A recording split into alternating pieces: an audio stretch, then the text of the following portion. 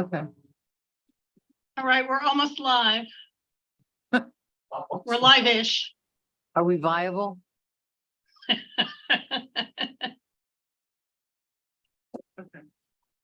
Okay, Madam Mayor, it is 5:04 and we are live.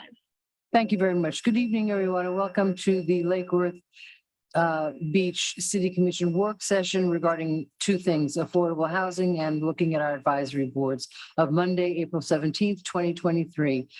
Commissioner Stokes will lead the Pledge of Allegiance. I'm sorry, shall I do the roll call? Could we have the roll call, please? Oh, it's my pleasure. Mayor Betty Resch, Here. Vice Mayor Christopher McVoy, I do not see him. Commissioner Sarah Maliga, Present. Commissioner Kimberly Stokes, Here. Commissioner Reynaldo Diaz. Here. Now I will lead. No, now you will lead the Pledge of Allegiance. Oh, I pledge allegiance to the flag of the United States of America and to the republic for which it stands, one nation, under God, indivisible, with liberty and justice for all. Oh. Thank you. We have two items on the agenda tonight. First is we're going to call it a discussion of the Lake Worth Beach Affordable Housing and Florida Senate Bill 102. I think we're going to really sort of focus on 102 to see what bearing that has on our little city. And we are going to have a presentation by William Waters. Good evening, Mayor and Commissioners. William Waters, Community Sustainability Director. Melissa, I shared it. Can you see it on your end? Yes, sir. Yes, sir. And it's being seen on YouTube as well. Oh my God, I got it right for the first time. Yay. Okay, stars do align. Anyway, as many of you know, this year's Florida legislature has been very aggressive in passing legislation that does a whole variety of things that will impact Lake Worth Beach. And some of those are impacting our home rule, and some are well-intended and have lots of money behind them. It does raise some questions in terms of how they will be legislated and actually implemented. So with the Live Local Act, essentially, the legislature said in providing a very large pool of money for affordable workforce housing, that projects that had 40% of their units as being affordable or workforce based on our median household income would be able to be administratively approved and have exemptions for height and density, but must meet essentially all other terms in our zoning code.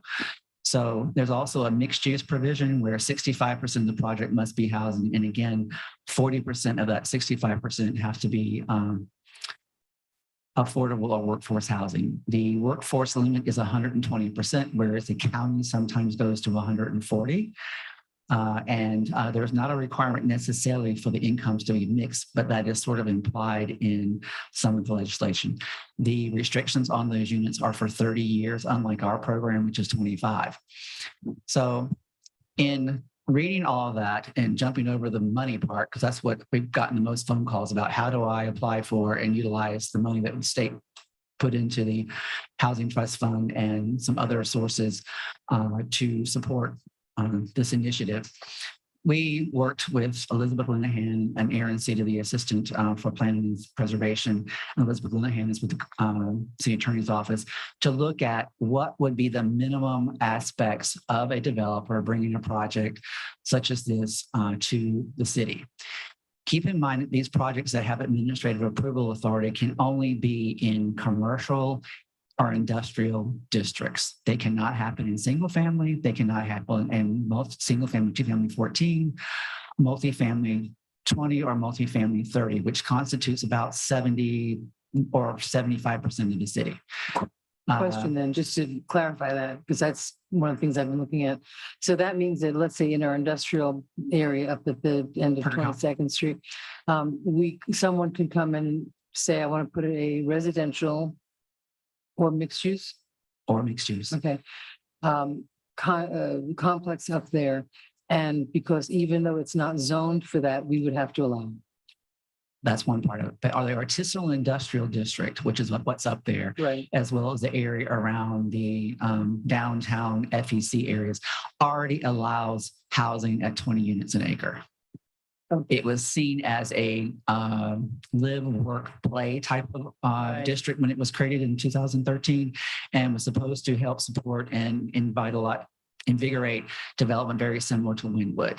The city that took our legislation and kind of whipped it up faster was West Palm Beach with Grandview Market and the village, the flats, the district flats that are up in West Palm, and then an area very close to Flamingo Park by Belvedere Road.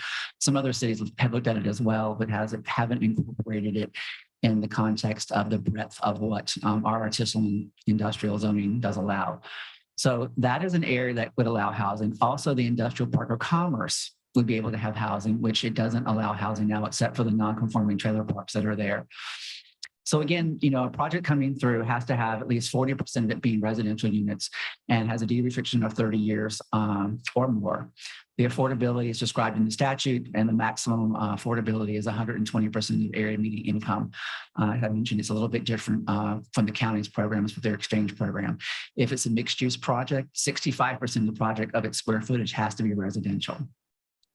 Now, where we are, But that's the county's, am I correct, not ours? the counties, yes.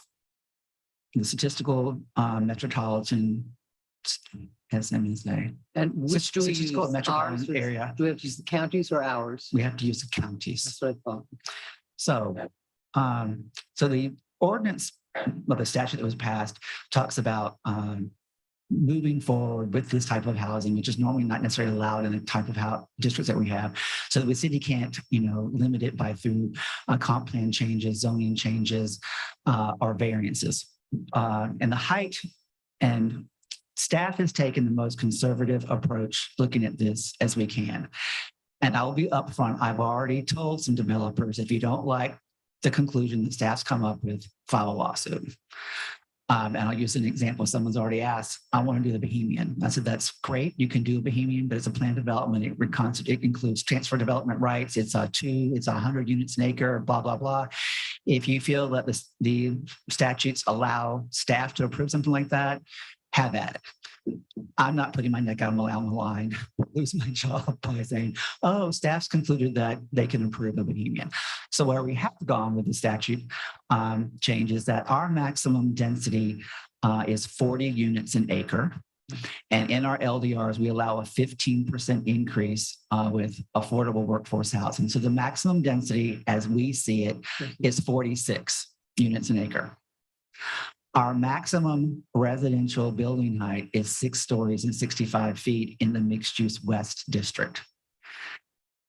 Through a planned development, you can get as high as 97 and a half feet and 9 stories in parts of the city that are close to a train station or that district. We are not utilizing that height provincial provision under the planned development. We're going with the maximum height allowed under the LDR zoning district that allows residential, which is mixed use west. Downtown zoning does allow 6 stories and 65 feet east of Federal Highway in the hotel district, which is requires a hotel of 50 units or more. It's arguable whether the downtown zoning of 45 feet and 4 stories or the 65 feet or 6 stories would apply. However, going out 1 mile from mixed use west actually touches on downtown. And it gets just a teeny bit east of Dixie Highway. So taking that into account, where we've landed is that if somebody wanted to come in with one of these projects, it could have a maximum height of 65 feet, a maximum number of stories of 6, and a maximum number of units of 46. That's the extent of what the Florida statute has provided in terms of exemptions, so to speak, in terms of it being able to be administratively approved. What the statute does not preclude us from requiring are all the other provisions in our code. We have a building lot coverage limit based on lot size, which will be applied based on the district that you're in. We have an overall impermeable surface limit that'll be applied based on the district that you're in. We have a floor area ratio, which is a percentage of developable volume on a property based on how large it is. Those three in and of themselves would prevent what could have been developed under our previous code, which would have been a 65-foot building, 6 stories high from setback to setback. You cannot do that.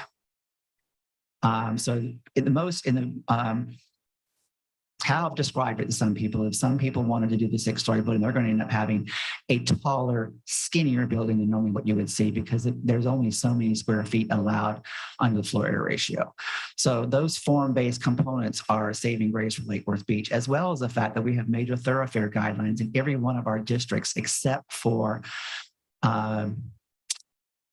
the Park of Commerce falls very near or on a major thoroughfare. So those guideline requirements apply. We also have our historic preservation design guidelines that would apply. It is a little odd that the presumption at the state was that nothing's ever going to happen in the historic district. So we're still working through whether you'd have to go before the preservation board or not to get a certificate of appropriateness, because that type of requirement is a little silent, or quite silent in the statute. So we're going to be still working through that piece, whether if it's in a historic district, would it have to go before the preservation board? What the state has tried to do is have a very fast, predictable process, and predictable in quotations, for projects that meet and or exceed the provisions of workforce housing. So unlike some other cities, we are one of the few that has a floor area ratio, and one of the few, I think the only one I know of, that has a building lot coverage limit.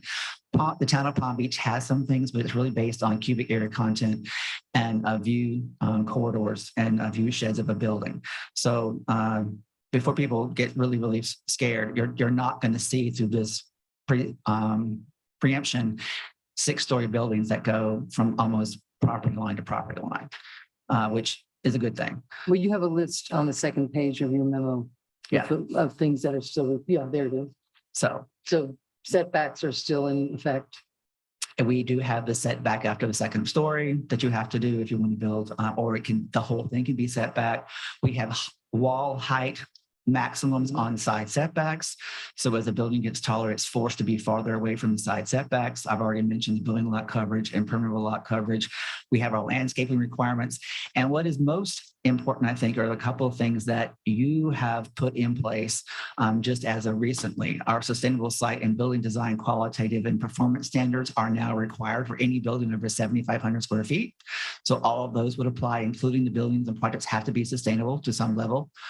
The workforce housing program would apply. Now, they're already having to do workforce housing, but it's actually extending to some degree the covenant from 25 years to 30. Your sustainable bonus incentive fees on the tier 1 would still apply. So payments would have to be made for floors 3, 4, 5, and 6. Parking requirements are required. The unit size still has a minimum, though you can get a little bit of relief if you do the units as being affordable. So compared to looking at other codes in Palm Beach County, I haven't gotten much farther outside of there. We're in pretty good shape of having the ability to have quite a bit more control on this development than other municipalities, and one who may have thought when this first came out. So that's the essence of the program. There's a little bit here about how it would work moving forward. It doesn't go into effect until July 1st, but I will say that we have 3 developers quickly pursuing projects, 2 in the Park of Commerce and 1 on Dixie Highway. And I'll try to keep you abreast of those that come along. Now, where this gets to be very interesting as well is that our neighborhood meeting requirement between the entitlement application and it going to the site plan review team is still applicable. So the public will be afforded an opportunity to see these projects. They can provide feedback and input, but again, if it meets the LDR requirements and all the other things, that neighborhood will be aware of what's coming, but they won't have much standing in terms of being able to appeal a decision or defray it. That's the Commissioner Robinson rule that we put in place. Yeah, okay, let me just think of my thought. Oh, shoot, I was just gonna have it so good in my head. Um, Without Yeah. that, there is no public notice requirement. There is no interested party. There's a no, big development can come in and not have to go to the planning and zoning board. They just, that as long administrative, as they tick off the boxes. that's the whole point of this is it's administratively approved. So where we have a bit of a saving grace, and I've already gotten 5 phone calls from different municipalities trying to rush into a neighborhood meeting piece. I said, we already have that. The neighborhood will know of it That's now. part of it. What is not in the statute is, and maybe it's because it's administratively approved, it's completely silent on who would be an interested or affected party, who can file an appeal of a decision. It does have in there in other parts that a party making an appeal, if they were to lose, they pay all the legal expenses of both sides. So the likelihood of someone trying to tackle a project that has been ticked off that meets all the code because you don't like it, which really wouldn't be a basis. The financial exposure for that entity it'd be pretty great. Making it harder to challenge cities. Very, very hard. Mhm. And that was the intent, is to Yeah. have these be sort of going through the process as quickly as possible. Now, this preemption, I believe only lasts 10 years. It can be extended. So there is an end date theoretically, but if it's super successful and politics don't change in Florida, it's likely to be extended past that initial 10 years. So that's where we are with the Live Local. Well, I have a couple lights on, so let's start with those right now before we get too far in. Commissioner Lego was first and then Commissioner, Thank you, Yeah. Madam Mayor. A couple questions, William. Under parking, it says the city does not have a major transit stop. We do. We have we have Tri-Rail, Right. but it says the city does not have a major transit stop. We do. right, It says as defined in the city's LDRs. Consequently, revision number 9 above does not apply with the city. All projects are required to comply with the city's parking requirements for multifamily and mixed-use residential. Right. So, but we do have a major, it says we don't. Well, it's the way they define a major transit stop. Ours technically doesn't meet that requirement. And we have a different parking, we have a parking provision that they're still going to have to meet it. And so, So we would never be challenged saying you have a Tri-Rail stop right here. well, it depends on how they define it. I mean, and then that's part of we're going to have some cloudy, murky areas. Okay. And staff's gone with the most conservative interpretation that we can defend. Knowing that we have very few buildings that could potentially be this large. And there's not much public review or scrutiny of those based on how this legislation is written. My second question was the surplus land. When is the last time we've compiled a list of our surplus land that could be used for affordable housing? Officially, 2000, the end of 2011, beginning of 2012. So this new requirement says we have to do it every 3 years, and the first one. The Florida statute says that too. I wasn't gonna go there, but But we've had so few additional properties added to the inventory that we looked at it and I'm like, we haven't added anything. And I think the only properties that have come into our possession, the cities, that one was Charlotte Taylor's property on South Federal, which it took us oh, 10 years, I don't know. 12 years to get a clear title. So that's already been thrown into the surplus list as being potentially available for affordable housing. And then there was a property that came through co-compliance, I think on North K or North L Street. And then there was a decision made by the previous commission to land bank all, because we went out through a process and we hired a real estate person. I think this was 2017 or 16 to go ahead and try to get all these properties sold, and all of them sold, but like 5 or 6. And then there was a sort of change in thought. And we were looking on the 2017 LDR comp plan amendments and realized we were sort of short on open space. So the decision was to land bank all the lots we had left. And that was the provision going forward, is that we don't really have any surplus property because we need to find places to put local parks, neighborhood park, top lot or whatever. And then that has evolved a little bit to where some of those properties were pulled out of a land bank, or at least offered in a sense to the Affordable Housing Bank that's working with the CRA and Cultural Renaissance and Housing Renaissance. I'll get those two back to front, and Habitat for Humanity and Adopt a Family.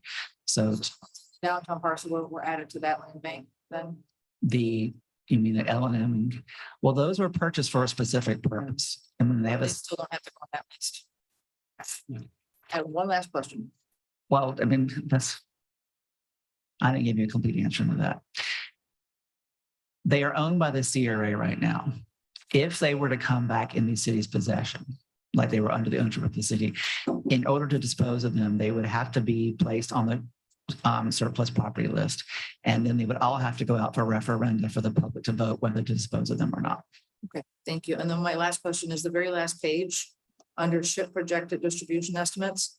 Mhm. I'm gonna guess that we're not listed with Boca, Boynton, Delray, Wellington, and West Palm because we are still, Our money would come to the county. okay, so we're part of that 12.4 million. And I already had lunch I forgot, last week, such a blur, with Sherry Howard, who is the deputy director of the Housing and Economic Sustainability Office for the county. There are a couple of presentations coming to the board, county board. One is a whole amalgamation of people from their city attorney's office, their county attorney's office, the property appraiser, the tax collector, a whole bunch of entities to come apprise them of where this is going. And then there is a discussion of how to not only, I guess, distribute the bond money for affordable housing, but also this.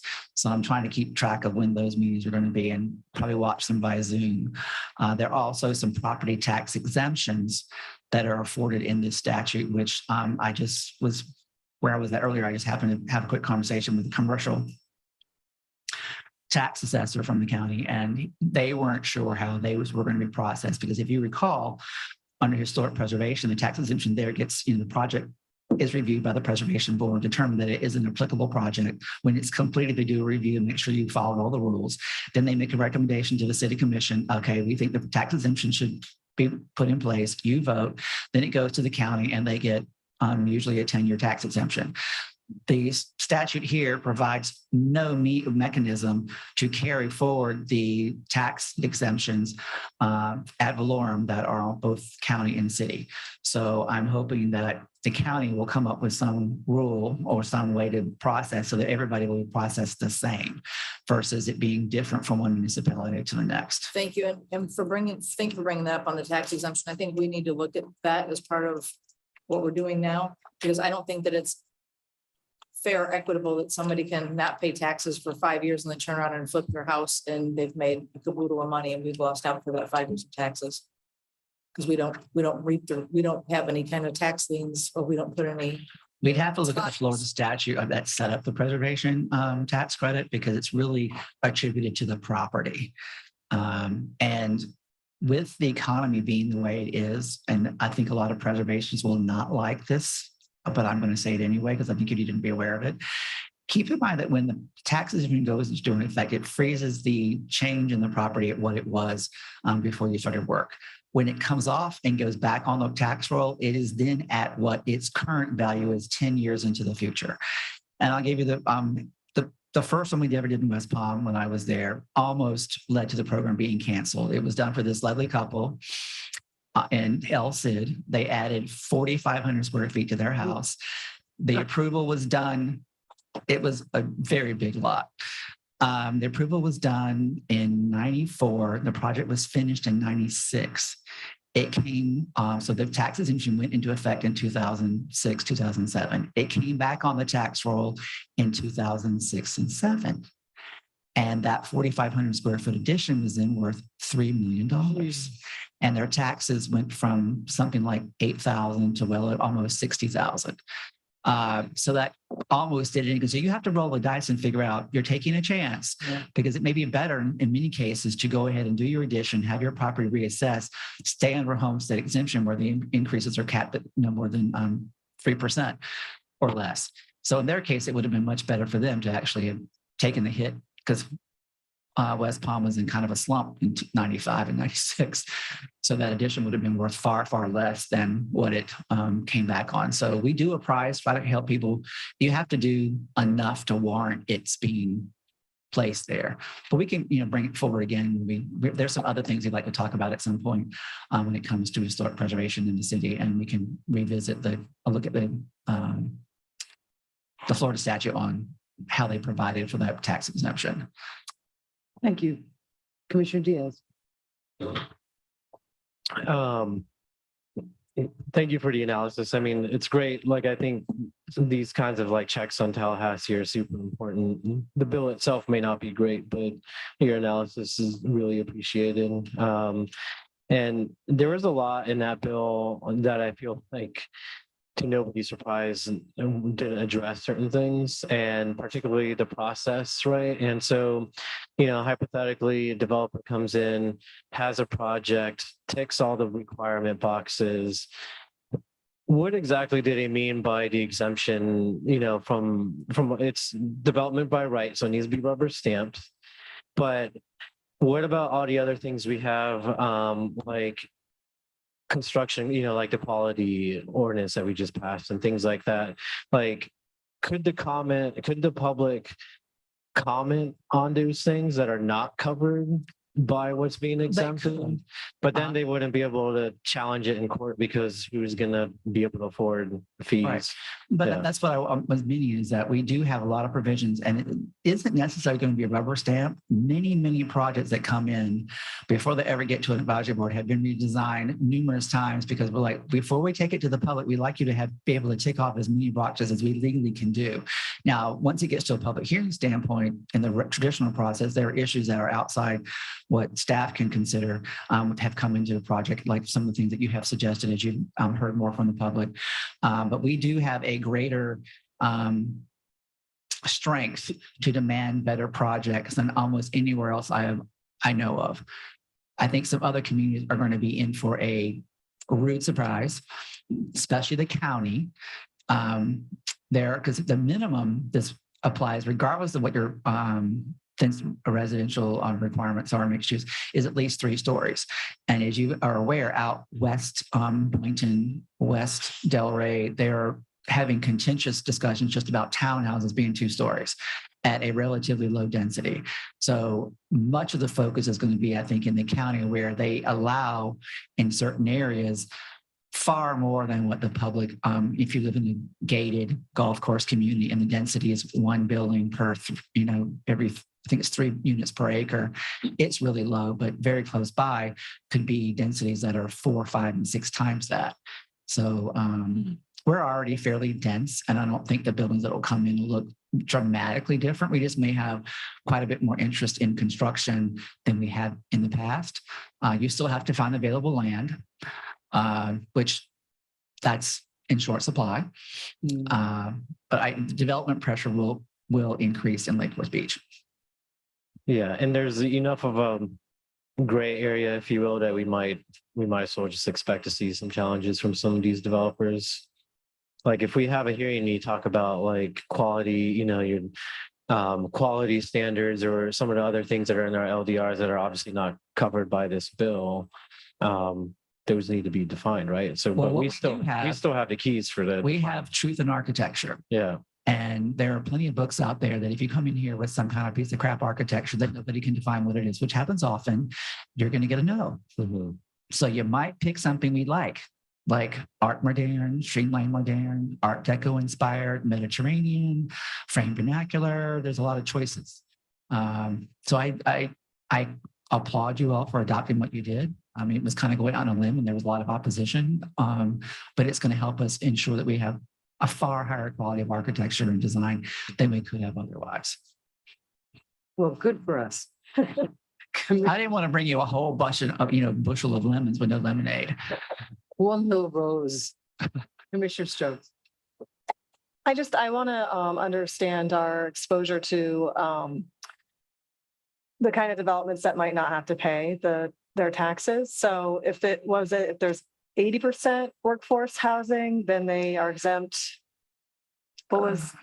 I forgot. Well, the projects at a minimum have to have 40% of that Right. of the residential units be affordable. How the exemption works is still going to only apply to ad valorem county and city. They're still going to pay impact fees, library debt, solid waste assessments. All of those things will still they will continue to be paid. Let's see if our little 1-page primer that I had. Like, Open the space. thing that I'm concerned about is when we first got here, we heard from a lot of developers and we said, why don't you participate in the workforce housing? They said, well, market rate in Lake Worth is workforce housing.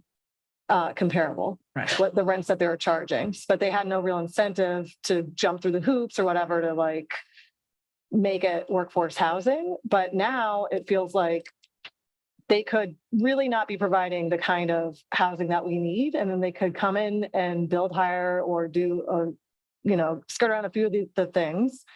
And if we get some of these buildings that we otherwise might not have wanted to, the one good thing would be at least they're helping our tax base. At least they're coming on the tax rolls and giving us that extra ad valorem. But now they might not have to. Well, we have to pass an ordinance. It did provide, and I've forgotten this, and thank you, Aaron, for pulling it up there, but so nonprofits don't have to pay.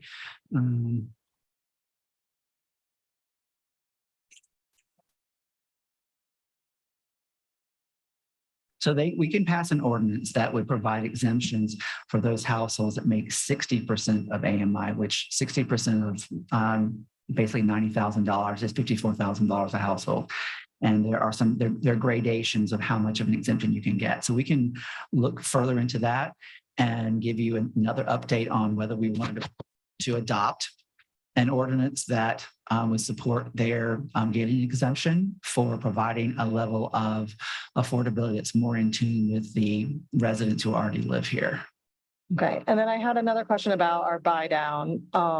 If a developer has workforce housing and we want to buy their properties down, can we kind of just do that, or they have to we have to negotiate with them to be able to? It's a negotiated thing, and we were putting that together before this bill passed. But how it was set up was initially is that we would, if it was a project that we felt wasn't located in the right location or had applicable units that would be appropriate for affordable housing, or it was a project that should have a higher number of affordable units than our 15% required, then we could put out there that if you were to provide more housing or accept this level of payment, then the income limits on those units would come down by 15%. It doesn't preclude us from still doing that.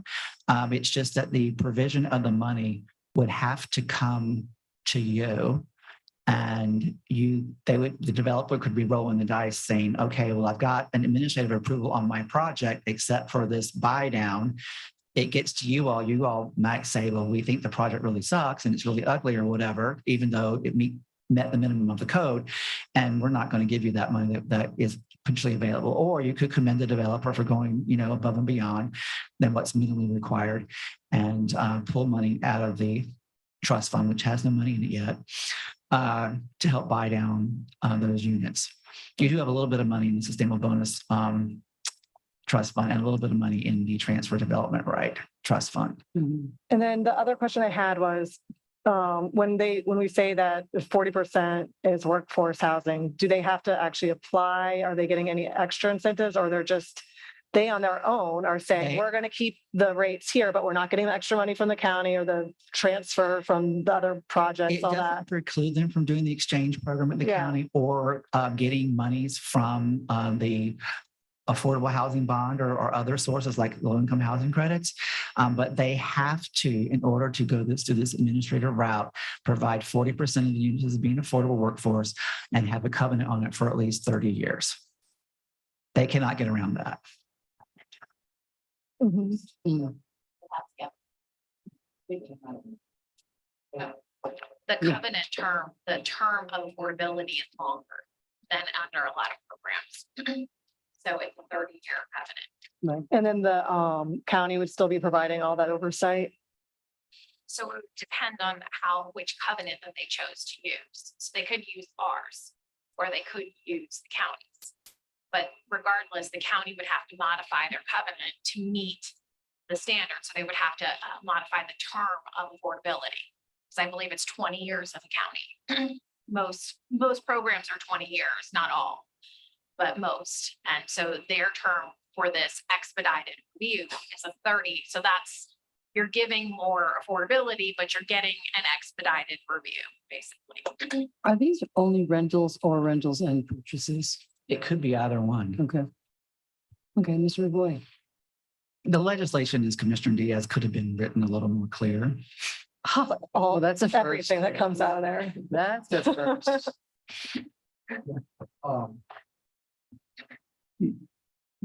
Thank you. First of all, thank you for both of you for digging into this and helping explain it. And thank you colleagues for a number of good questions to help clarify. My questions are a little bit zoomed out, just two, I think. One is semi-comment, semi-question. I could imagine a scenario going forward where, I don't know, 3 years, 5 years, somewhere in that stretch where buildings start popping up that people in the community go, holy Toledo, we don't like that kind of thing. And one of the things that happens with that is people say, well, what's the matter with our elected board? Why didn't they stop this stuff? Why didn't? And I'm wondering whether it would be possible for your staff, I don't like to make extra work, but to put together perhaps a few most important areas or zones or zoning classes or whatever the appropriate word is. This is what would have happened before this statute. So little sketch, kind of a massing sort of sketch. This is what could, and maybe a massing and a footprint so that you see the floor area where you show the building coverage and you'll see. This is what happens after the statute, what is allowed that would be allowed by administrative. And then I think you make a very good point that we are in better shape than a lot of communities. So I'd add a third.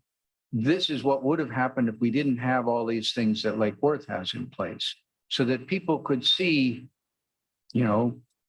yeah, we are going to be exposed to some things that we don't have any way of dealing, and a little bit of text to kind of go around it. Is that to help educate the community of what is coming?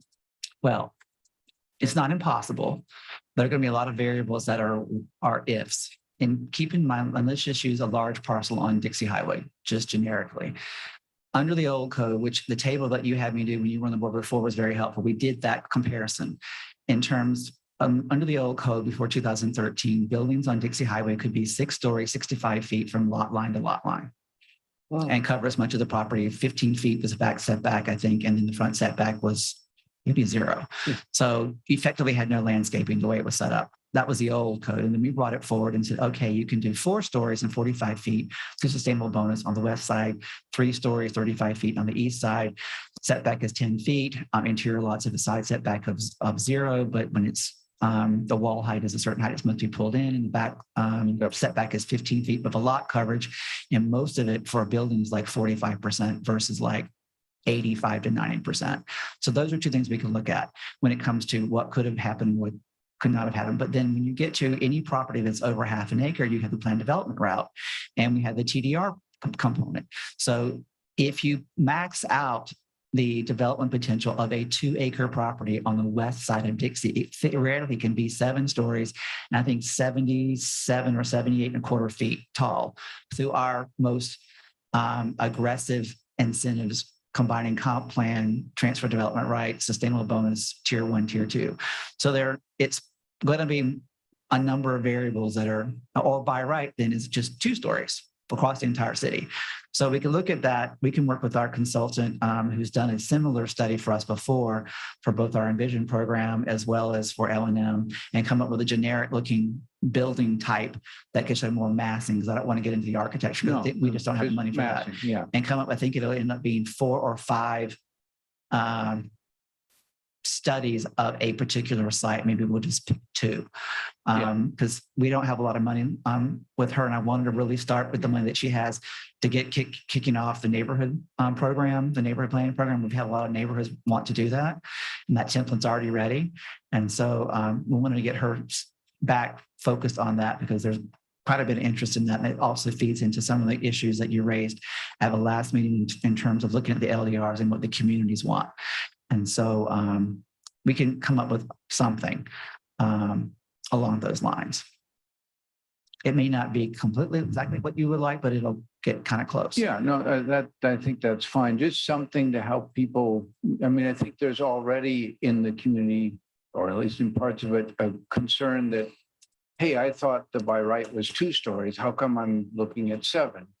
Already, people don't necessarily know that part of it, but having a bit better understanding, okay, here are the ways that you get from 2 to 7. Here's what the statute does to that. Here's the protections that we've built in that back that off a bit. I realize you can Right. quickly get to a lot of variations and complications. We'll try to So limit to the cut 4 or 5. corners. You also should be aware that we will need to bring forward to you a property rights element to the comprehensive plan.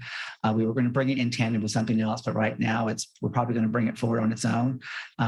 It's already there in the world, but effectively, as I understand it, and Aaron might correct me when that's perfectly fine, probably need correction on occasion. We're not in the situation, we've already been called about this. Can we downzone parts of the city to affect this statute? No.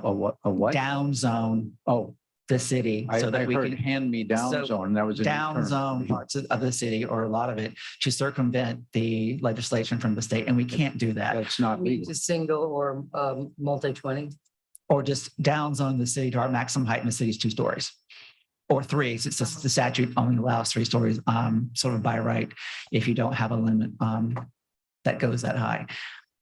We already downsized the city and we were lucky that we did it during a recession. Effectively, we downsized the entire city because every zoning district put in place floor area ratio and building lot coverage limits that significantly reduced the size of a building that you could build anywhere in the city.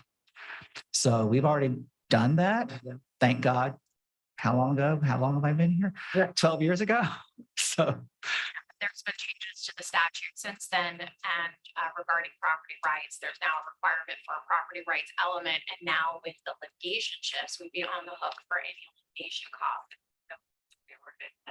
As well. Yeah. So the risks. or compensate the property owner for the loss in their development potential. And you may be watching the court case in Boca on the oceanfront property. It's been the Palm Beach Post is a really good one to watch because there's a couple other communities. The one in Riviera Beach was mentioned in this weekend's paper, and the exposure to those 2 municipalities on denying use of land could run in the very high 6 figures, if not 7. Yeah. Not including legal fees. This just is the devaluation of the land. Right.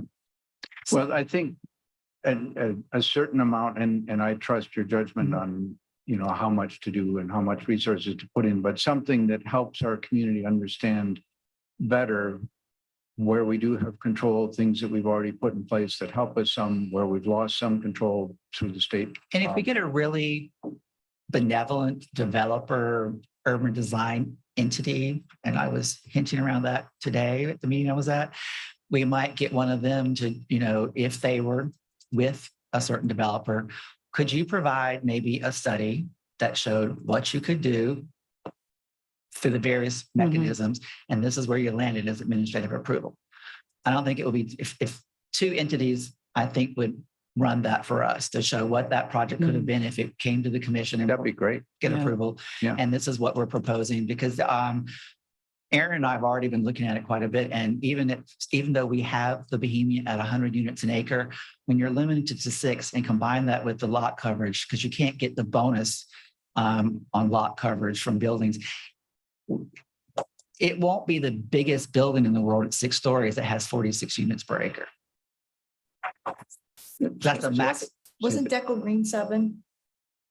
It was 7, I think. We've already we- done Came down to 6. 6. Yeah. So it was 7, wasn't it? And the Bohemian is 7. Bohemian is Yes. 7. And the Bohemian is 100 units an acre. Deco Green is at 30, 45, Oh. 55, Keeps going up. 55. It's not gonna allow 6-story square. Because those projects got a bump in FAR through the plan development process of 25 to 50%. That's not on the table anymore. You're like, we have a lot of tools in our little toolbox. Mhm.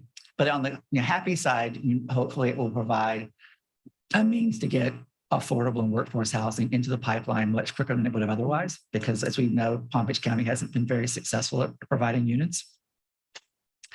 And there are some fairly well-funded development entities interested in bringing some of this housing to Lake Worth Beach. Because they like our downtown. It's probably easier to bank that type of project, which is fairly dense here than it would be out in the middle of the county. And the powers that be are really trying to push the affordable workforce housing to where there are already amenities and services. And the people that live there don't necessarily have to have a car. Right. Yeah. Which fits with us. The other question I have is a much broader level one. Would you say that not the funding parts of this bill, but the restrictive parts have increased freedom in communities or decreased it? Well, they've definitely decreased the interaction between the citizenry having a role in how a project happens. The public hearing process, the transparency of a project is almost completely out the window, though we do have our neighborhood development meeting that's required. So it's not completely gone. I think it also puts staff in remarkably awkward positions. Not that we're known as like Corruption County, Palm Beach County, but we have been. There's a lot of money in development. And when you think you can get an approval by staff, I just can't imagine there not being a situation, not that I'm trying to be a soothsayer, where, because this happened to me in West Palm, where developers were offering me money to like leave the city because I was doing historic preservation work. Can you please leave? And I'm like, no, I kind of like being a pain in the ass. Excuse me. Sorry about that, but You're very good at it. I try. And so, it's put a lot of power in staff's hands. That's And, scary. That part of it is kind of scary. Fortunately, I feel we have, and people commend us all the time wherever I go, we have an extraordinarily broad depth of experience and talent in the planning, zoning, preservation within our city. And many cities are very envious of what we have on the books. Our LDRs have been presented to the APA Florida three different times. People have copied lots of pieces of it. People can complain about it, and developers would like it to be. It's predictable and the process is fast, but if you can push the envelope and have the roll of dice, it has weeded out some of the lesser quality developers in Lake Forest Beach. I think other communities are really going to be in an interesting predicament. Can we copyright your stuff so that we get a bit of royalties? I'm not even able to claim, artistic license or intellectual property on it. Property, there we go. I know, it's not going anywhere. If I do write a book, then, I will give the royalties to the city. Well, that's very But kind of I you. think that book might be more of a farce and a comedy rather than anything that would be considered. I always said somebody should start a TV show of Lake Worth Beach. We would just really, we've I got think it all. so too. Parks and Recreation. I love that show. I love that. Yeah. Everywhere. Yeah. Thank you. Yeah. Well, this is great. Now, Kushmalega, you've got, Thank you, Madam Mayor. You didn't go yet.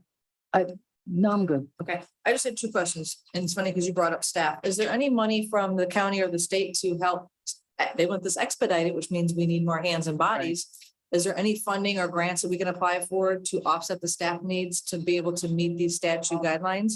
Well, unfunded mandate, where That's we the are, it's a trade-off. Now projects that would go to the Planning and Zoning Board Don't or have to. Preservation Board or onto the City Commission with 3 hearings, we don't have to do that anymore. We write one staff report. And granted, we're going to be doing a staff report that's just as involved and just as intensive, but the staff requirement to do all that coordination is now gone. But aren't there time allotments that you guys have to get these projects approved? 180 days. Do we? They feel- didn't change that. So do we feel, because we're going into budget, do we feel that we may need to look at staff for? We're already asking for the position to be filled Okay. that was mentioned in the land development site and building qualitative standards that we requested. That's as an enhancement. Okay. And we want to try to get that bumped up a little bit. Okay. Because the development interest is coming in fast and furious. Right, that was my So- concern, is that, I mean, you guys are doing an amazing job, but I can see all these applications coming in, and now you guys are like, what? I mean, we already see how many hours you work because we get to see on the weekends and after hours. So my last question is affected parties still in play with Well- these projects? Well, that's what I was talking about, is that it's silent on that. And because there's not a public hearing where an affected party could present their case or establish standing, it appears not. Because effectively, the statute is making a presumption that if somebody ticks off all the things in your code, there would be no basis for an appeal. Wow. Now, where we are fortunate is that we have far more things where it's ticked off. It's either black or white, yes or no. Have a good day. I just feel that that's sad for other citizens, right? Like that's sad if you're having a major project built next to you and you can't even have a say at a hearing or, I mean, that just, I think that's probably in my opinion, the worst part of this entire bill is that part, that piece. Using your crystal ball in terms of how you've been here and how you see projects come in, what sort of percentage do you think of the work that you do is going to be this kind of stuff? I mean, is it Compared to what gonna- it is now, What? Compared to now, yeah. I would think that just based on the interest that's been expressed so far, and this is all caveat that the properties that are being investigated are for sale Okay. and will sell. And I would think our workload might be bumping up by 25% You think so? initially.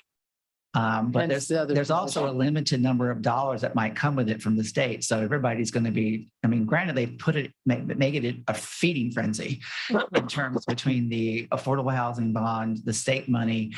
There's tax exemptions on both federal and state and local, because you can actually get a sales tax exemption on building materials on this whole Right. bill. So I think they created, likely a feeding frenzy, and there'll be a great deal of interest initially, and things will get started.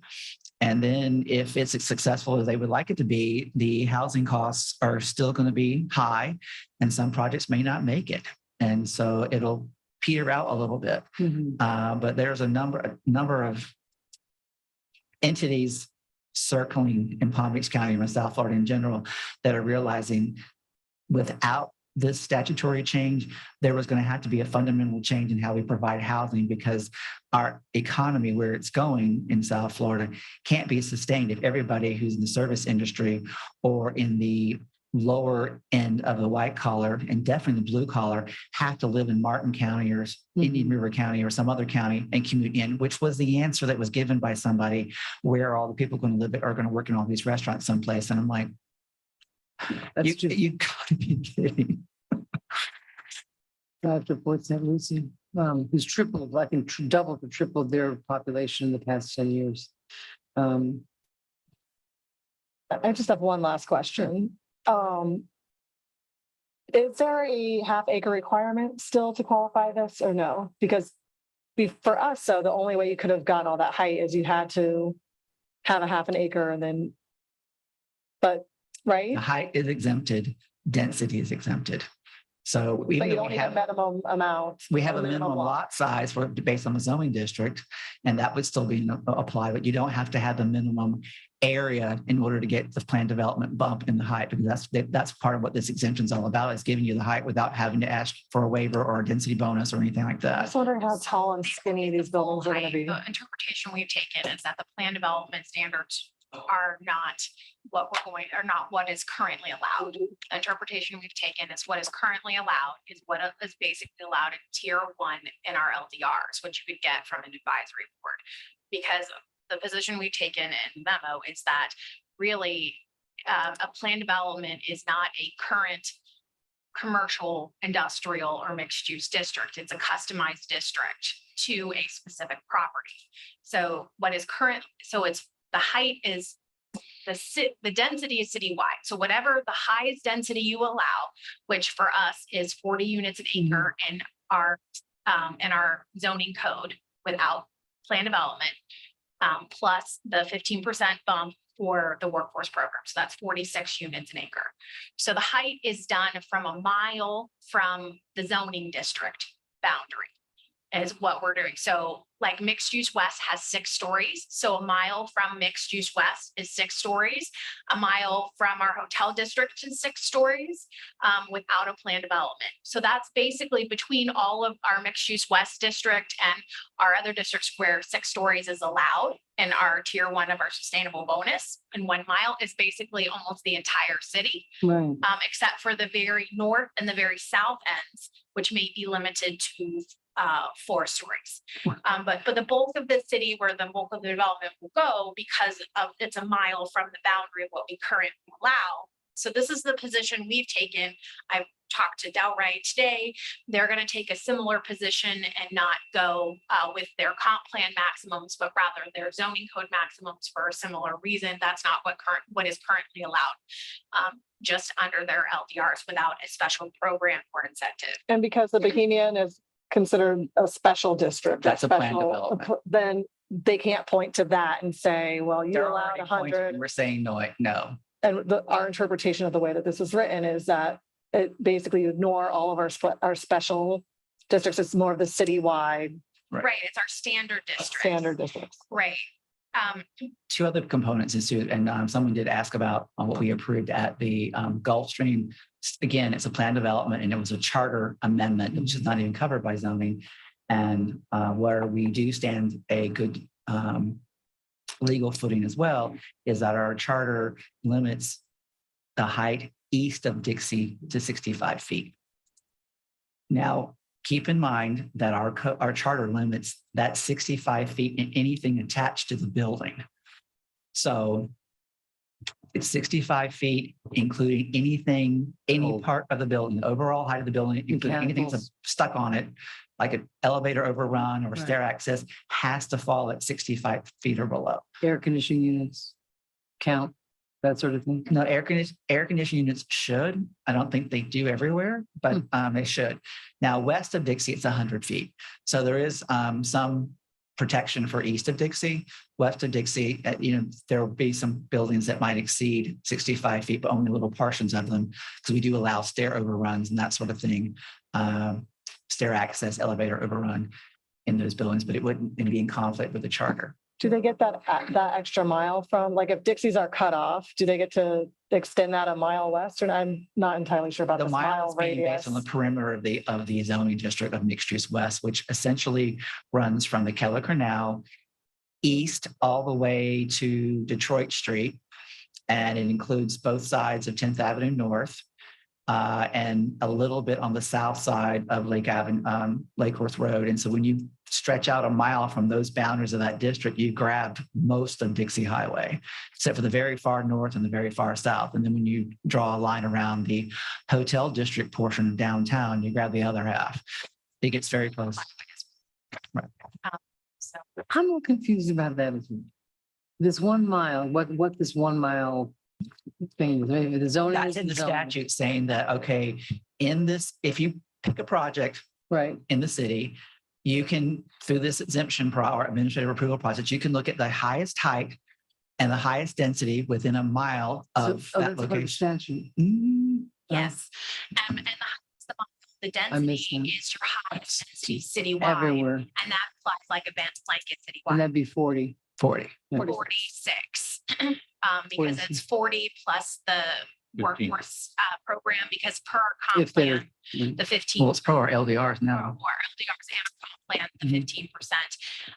But I will also mention that it's all termed in this term called currently allowed. So we've taken currently allowed to mean the things that the 6 stories and the 46 units, which is why I prepared this memo. William and I were not sure if currently allowed may be litigated down the road, Hmm. not, Talked about that before you got yeah, out of it. before, not necessarily with us, but with Because statewide. we've already said no to some people. Don't look at that example. Don't look at this one. Mhm. This is where we're going to be going. Listen to this meeting tonight. We're more than happy to provide you the memo of our interpretation and, throw the dice. Again, the monies that are available are somewhat limited. The exemptions in here, I think, have to be renewed and they only last like 4 years. There's a couple other things. So if somebody wants to roll the dice and file a lawsuit, to try to get a much broader interpretation, they likely may miss the window to do the project altogether in the first place. And I think we have very strong legal footing to interpret it the way we have. Now, it doesn't preclude this Florida legislature from doing something different next year by broadening it in some way. Oh, look at Little Lake Worth Beach. It's very Democrat, so we're going to like now include FAR and building lot coverage in the statute. There's that. I just, a couple of things that are the sort of the theme of affordable housing is coming up. We have put aside, what, 2.5 million for affordable housing, but I don't think we've ever discussed more closely how we're going to use that 2.5. So that's something I think that we need to talk about, just ARPA in general, but that, you know, how are we going to do that? I think that's important for us to I start. think the CRA is going to be doing a presentation next month too with some of the housing projects they're putting forward. Yeah, but we have decided whether we're going to, you know, give it to agencies that do it, or are we going to give, you know, we had talked about some relief for people that, you know, homeowners that need some specific relief. So there are a lot of programs going on, but I think we need to talk about what are we going to do with our 2.5. And then there's the I know the 750 the CRA is using from Lois Frankel. And actually, I just got good news from her. Our next ask is moving forward.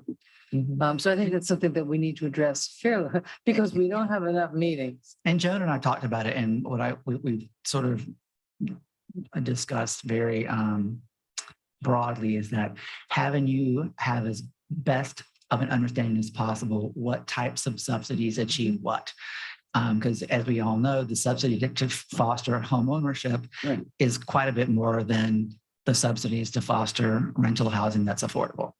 And so, you know, deciding your policy direction on how many people you really want to try to help, the income limits that you really want to, where you want to try to focus, you know, where do you want to get your best bang for your buck? Yeah, so we need to talk about all that. And I've heard the intent so far of the county with the bond money is to, and it sounds like exclusively, and I hope I was misheard that, to do sort of low interest revolving loans to developers for low income housing rather than no direct assistance. So that was my meeting with Ms. Howard, and they've done an RFP. We've had a project apply for that, and then threw us under the bus. That's why we ended up having lunch, because she called me and I'm like, the developer said you wouldn't write a letter saying that you were supportive of their affordable housing project. I said, why would I not want to write that letter? I've been jumping up and down for 10 years about affordable housing. Me write it in a minute. They never asked. There's that. And said, you know, tell me who they spoke to, and I will go beat their head in Right. after hours, so I don't get in trouble with the union. Because In a dark alley. no, I don't do dark alleys. I do it in the sunshine. All right. That's the best way to do it. Exactly. So Whatever it is you're gonna do. So she said, you know, I knew that you all, because you come to us so often about affordable housing. So they've done, I think they're working on their second RFP. on I that. was really disappointed to hear that, though, if that's their intent, is only to give it to developers to. Well, some of the strings being attached to other entities have also precluded those entities from choosing to go the affordable housing route. Because one entity, the county was going to ask for a 50-year covenant on it.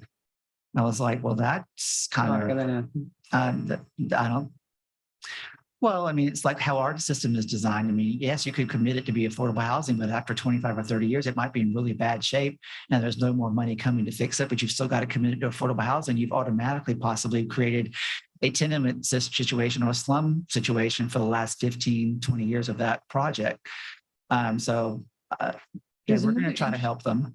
Another interesting, I guess I went to a housing thing with the county a while ago.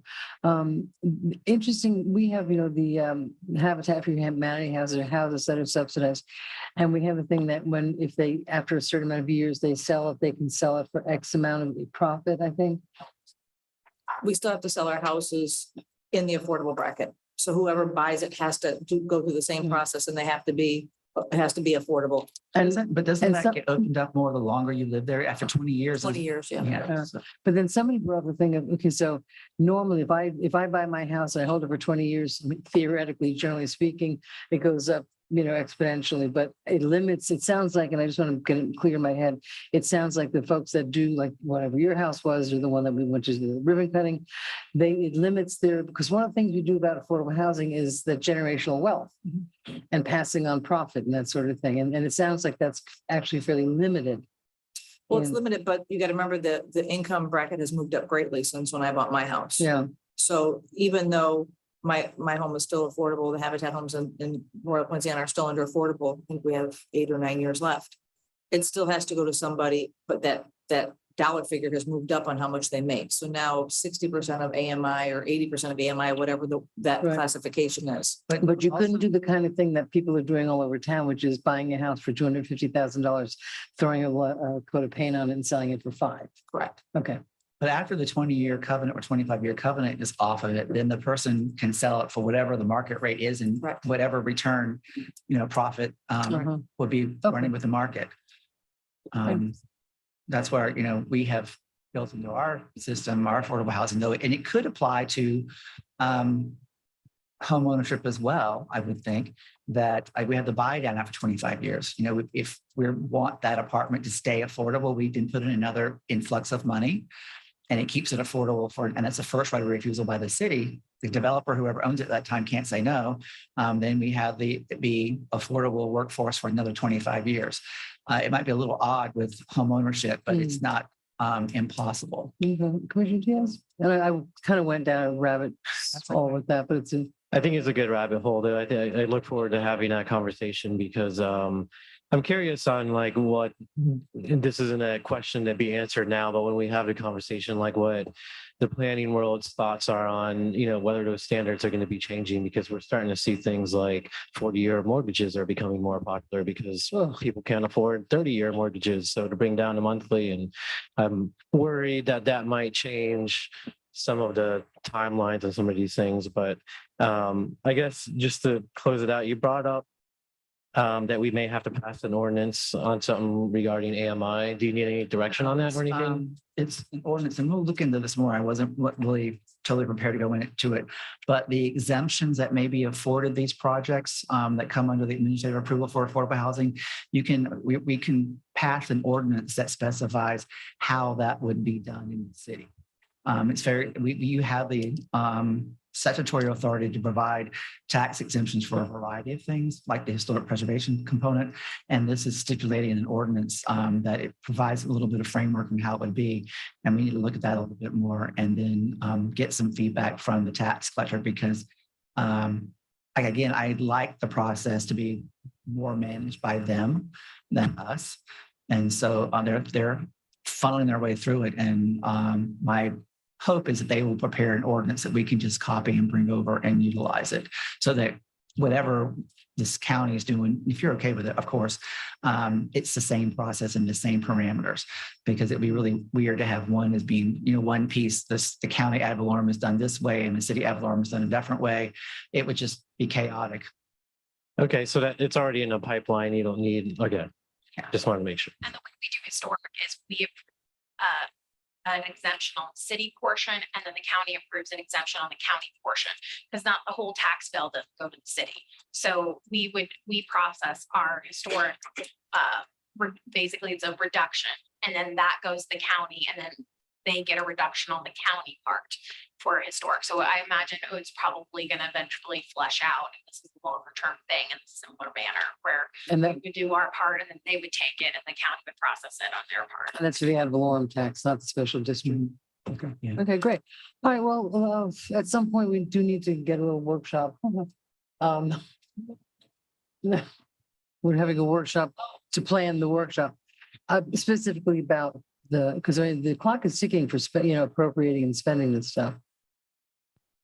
I'm not sure about the timing of it, but yes, we certainly need a discussion. And when the budget process Right, starting. and I also want to ask your thoughts.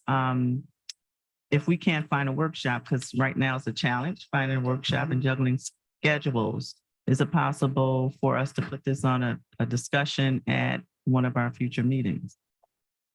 Just wanted As long as, your thoughts. now we about that. learned an interesting thing from Madam Clerk, because we have that half-hour rule. That's true. And I understood it to be mistakenly that it was from the beginning of the half hour to the end of that time. But it's really, she clocks us talking.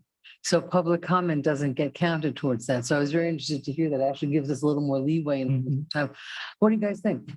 Put it on agenda. I mean, I'm going to be we have some absences that are coming up. Could we have find like what- recommendations? Because we have 2.5 million, right? And what I would like to see, instead of us just sitting here talking about it, Mhm. is if there are needs and we have the partners already.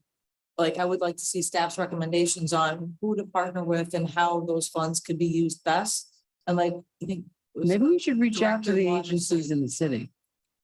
Yeah, I think Joan, William, you mentioned that you've been connecting with Joan regarding the housing programs. And so I think we could talk about what are the thoughts and vision as we initially sought these funds for. Do and we put have a together- joint workshop set up with them or not? Not yet, Okay, not yet. because that would be Trying to sort of the thing coordinate to talk those about dates. there if we can Because it do would be that. great, like, I think Director Waters is saying, like, if you spend $1 million in rentals, this is how many people you're gonna affect potentially over the next 20 years versus if you spend $1 million in home ownership, this is what you could affect. Right. I think it would be great to see that, to weigh it out. And I know that they are, the CRA is working on what, I mean, how can they, that's pretty qualitative, not quantitative. Well, it Well, connects. no, it's a little bit, we can come up with a formula. If you know that you're trying to focus on, say, 60% of AMI, then, you're looking at a household of $54,000. They can afford about $18,000 a year in housing costs. That translates into a certain level of a mortgage. We know that the typical 25 by 30, 135-foot lot is valued at X, and the typical 50-foot lot is valued at whatever. The numbers that Joan was getting was that the construction costs were in like the $200 to $225 a square foot range. You can add all that up and come up with what is the difference between what they can afford and what is it going to be. And that differential has gotten greater than when Ms. Malega bought her house and when the houses at the Urban Arts Lofts and those two came forward because the land was cheaper and the construction costs were much less. Now, granted, our median household income was less, but it wasn't exponentially less compared to what things have transpired in terms of costs to provide that construction. And so the subsidies on those, a lot of them were well over $100,000, $150,000, or the land was thrown in for free. And now I shudder to think because what you'd have to do in terms of making a home ownership option affordable to a household that's typically here that, now can only afford, like 18,000 or so a year to purchase a home. That includes not only the mortgage, but the taxes and insurance. That's Right. tough. That's tough. So I just personally think that we should look at I understand the home ownership piece of it, but I think we also need to look at rentals as well. Yeah. Yeah. versus. Oh my. Right, and we can bring a formula, a combination of examples, so you can see how the money can be spent and number of people served with that money. Yeah, what's the Yeah. greatest impact? Maybe in July. Exactly. Are there any other like interest? So we can partner with some of our community partners. We have buy down options. We have some of the stuff that seems pretty straightforward, but have we looked at any of like the interesting projects that have happened across the country? I think I was at a League of Women Voters presentation once and they had somebody from like the Chicago area and they were doing a lot of interesting things in this complex. And it was a range of incomes. It wasn't all just the lower income, but they also had like a community kitchen and the residents and like they have a community garden in the back and they could actually like learn how to like run a restaurant. Like there's like I'm not saying that's what we would want here. I'm just saying that there are a lot of interesting things happening Many other of than the points you can get for affordable housing credits and other federal subsidies for housing take into account like building job capacity, skills-based. They get you extra points. If you're just providing housing, yes, you can, if you have a mixed income, and most of them require to be mixed income for affordable housing credits, they can, it's gotten so competitive. The more things you can provide in a project that help provide sustainability and resiliency for the residents who live there gets more points. And also it brings in more nonprofit dollars because a lot of those things are funded by other grants from nonprofits or other funding entities and can help defray the cost that's placed on the developer for providing just the straight housing. So many of them are effectively public-private partnerships in a way. have we looked at that as an option of trying to help? We are aware of that option, but we don't have a housing It's not, division. it's the developer that brings it. We're kind of it. Um, Get to work. or, I mean, Yeah, my tomorrow. my emphasis in planning undergrad was housing, but, It would be fun if we could, and I agree with you, if we could look at some, I mean, there are different, we all go through emails and stuff about different cities, and it'd be fun if we could have just one option, which was a little bit more, but again, it has. Because we're putting our money in it. I didn't know if we'd have any more influence over like trying to push it a certain way or not. To try to encourage something that provides some more that the sustainability or job growth or opportunities. Again, Ms. Well, I McVoy. know that the sorry. Housing Leadership Council and other entities, is it Cultural Renaissance, are looking, and that's, part of the collaboration with the county is trying to force, more of the housing east where the jobs are and providing access to transportation and access to other services versus there being in the middle of nowhere and having to have a car or wait, 45 minutes each way on a bus before they ever get on the bus. And I know that there's some of the things that are being pushed are of interest at the Lord's Place in trying to provide housing opportunities for their clients as they graduate out of their program. They'd like to work toward home ownership, or the Lord's Place doesn't want to own any more property because maintaining property has gotten super, super expensive. But they want to try to facilitate, the next step once you've got a job, you're more stable and resourceful. Where can their clients go live next? And so they have some influence in terms, I know that more than some of the other ones. But hopefully, if we can achieve 50,000 residents in Lake Worth Beach, we can control our own CDBG funds and apply for a lot of the money that's available to help subsidize some of these community development interests that we can't otherwise do. Wait another 8 years. Mr. McBoyd, and let's wrap this part of it up and then go to the next. Just a real quick question, sort of right out of one of the things you said. I've had people ask me, do we have a housing authority? Is that something that, I know that we don't. Is that something that it would make sense for us to consider, or is that, we're too small, or there's a lot, I don't know. I don't have any opinion one way or the other. It's not that it's too small. The Lake Worth, the West Palm Beach Housing Authority has broadened beyond West Palm Beach. Could we? The level of technical assistance and staffing levels to help process the applicants who go through them, as well as providing the housing, is more than we could really afford. So unless we were to partner up with something like that, and I think there may be some interest in it, or other entities like the Cultural Renaissance, or the Housing Leadership Council doesn't really do that, but there are entities that are focused on affordable housing opportunities, not necessarily a housing authority, but I have to talk to Joan a little bit more about how some of her relationships We work. have trouble getting people on boards, right? That's one of our problems. Okay, so you'll look into it. Yes. Thank you. And we will schedule a meeting to go further into Yeah. the housing program. Because I think this is one area, because we're giving, we're working with the CRA, have a meeting of the minds about which Absolutely. direction to go. All right, item number 2. Thank you so much, and stay Thank you. tuned. Now you're leaving. Fine. Might want We'll give them a minute to gather their belongings and go.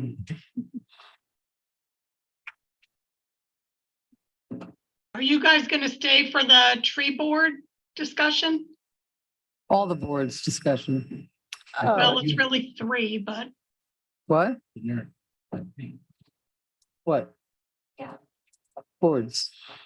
It's fine. We've got 3 of them, possibly 4, possibly 5. Oh, you guys for the tree board. If you're asking them to stay, the order. Well, yeah, let's just, yeah, that's fine. Tree board, okay. Yes, so Madam Mayor, Yeah, I can introduce the item. thank you. As you recall, last June, we had interviews and appointments to many of our advisory boards. And at that time, we held back several advisory boards so that you can review them again and reconfigure them to be more relevant to what you would like to see them do today. And so those boards were the C51 Canal Advisory Board, the Tree Board, as well as the Finance Advisory Board.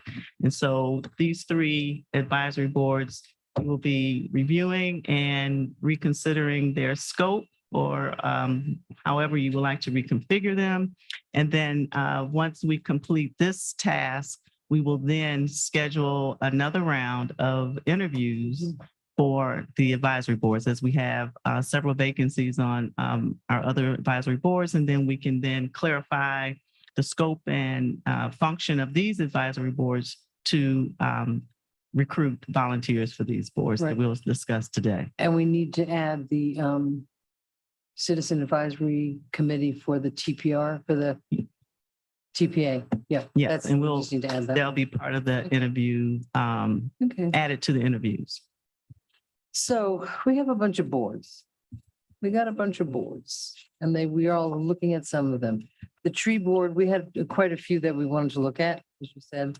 So let's, because we've got our folks here, that's what I'm doing. Let's look at the tree board. On this is number 6 on page 2 of the special meeting agenda. No, minutes, that's actually the minutes. Yes, so the issue with the tree board is that when it was originally adopted, it focused on tree planting, tree trimming, and pretty much the concern of trees in the city. However, it appears that it has broadened the scope to landscaping. So if that function is desired to continue, then we need to expand their scope officially so that as we recruit volunteers for that board, they are fully aware and understand the expectations of that. Which would include changing the name of the board. Absolutely. Right. The city landscape board. Well, let's Let's back hear up, if from you our, don't mind. let's hear It's- from our department here. Defining what the goal is for the board is probably best before going down the road of Right. renaming it, Right. jumping in.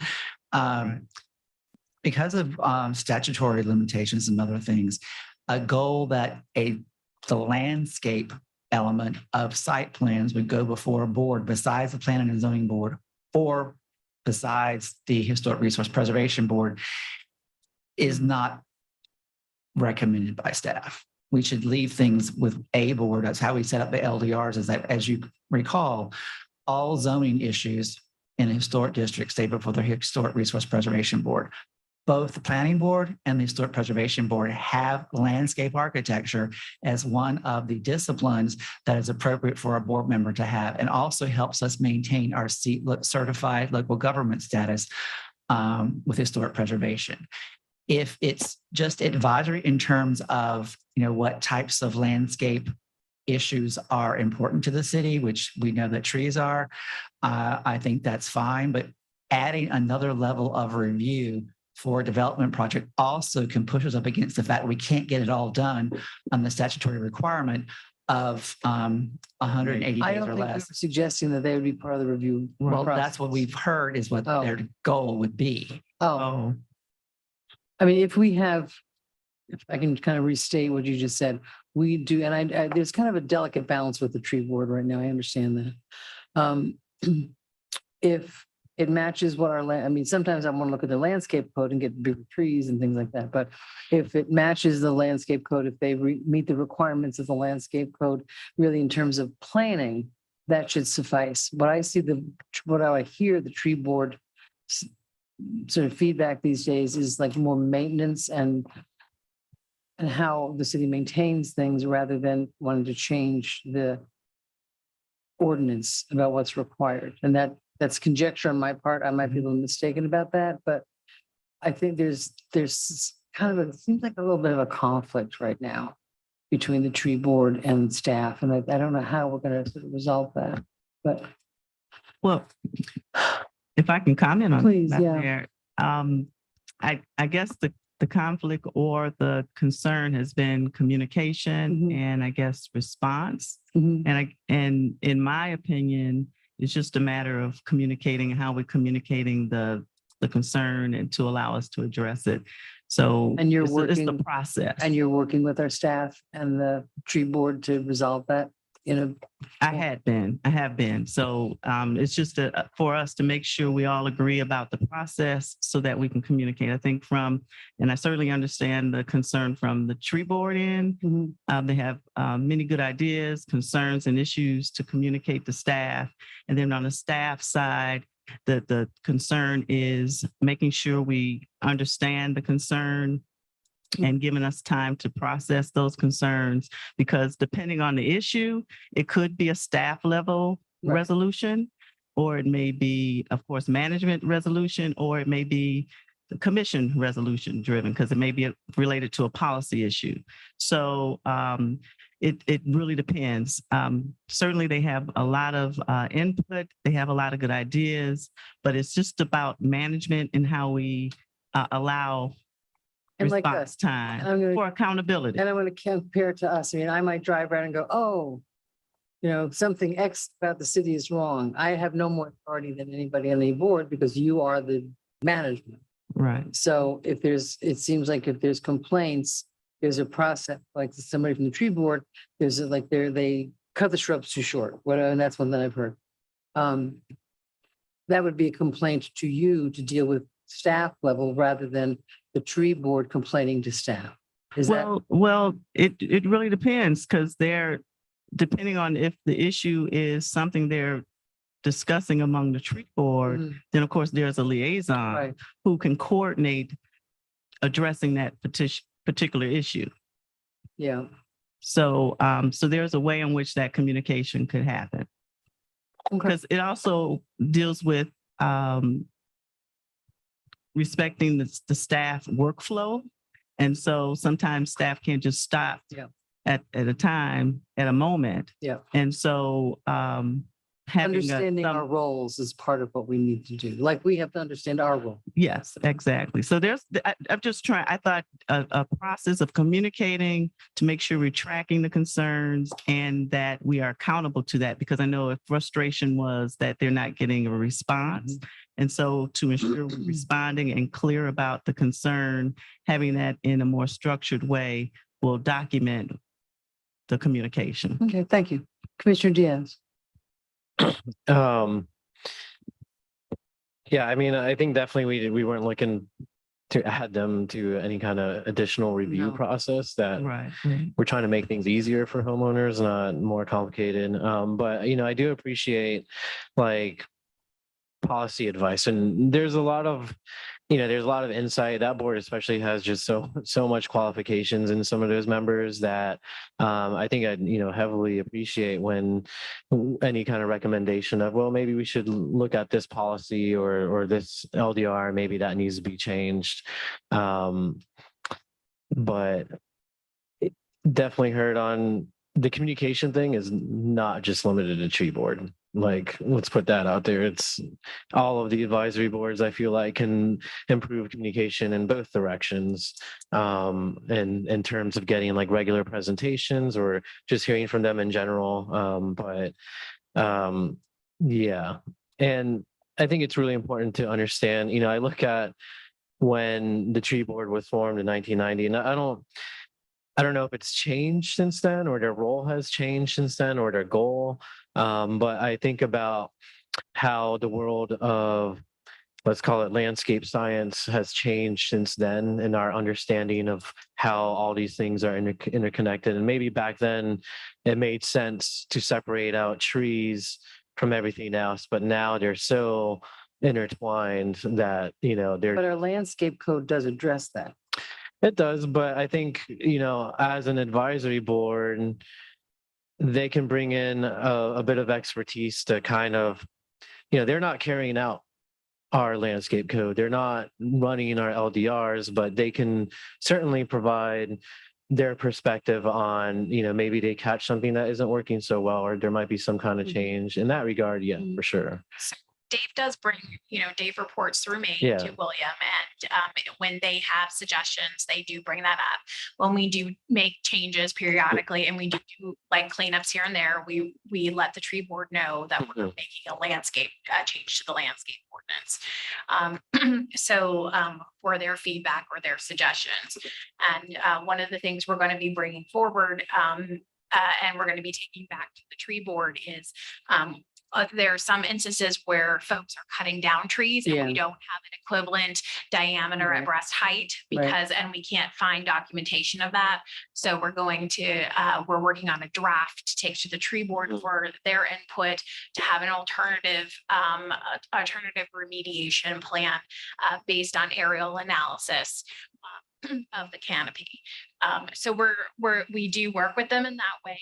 I think if you wanted to formalize the role, some of the feedback that Dave and I have been talking about is maybe looking at the minimum qualification of the board.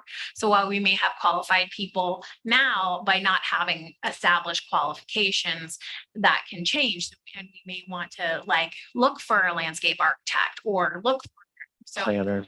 right, so if you're going to formalize and have them a more formal role rather than just an informal consultation role, which is what they are now, you might want to look at having like an at-large member, but also having other certain minimum number of members with professional qualifications. That might be worth like the conversation in the future, but it sounds like, there is kind of right now a middle ground that's happening. The tree board, they're working with you obviously on policy changes, but that isn't necessarily reflected on the description that, we have on the board itself. So at the very minimum, it seems like the description needs to be updated to reflect that work that's already happening. And I think you should look at, if we're going to do that, is to look at most of our boards, because we work in a technical capacity, have minimum qualifications.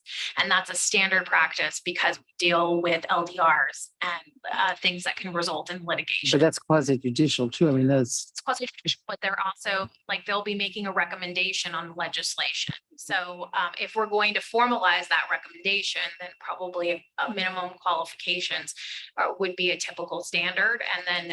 And then you can ensure as you get replacements that you're getting a nice balance of at-large members and then people who have professional experience. Or And a we master also want to be gardener. careful not to like Does it- discourage people from applying because there's only so many planners and landscape architects Right. in town.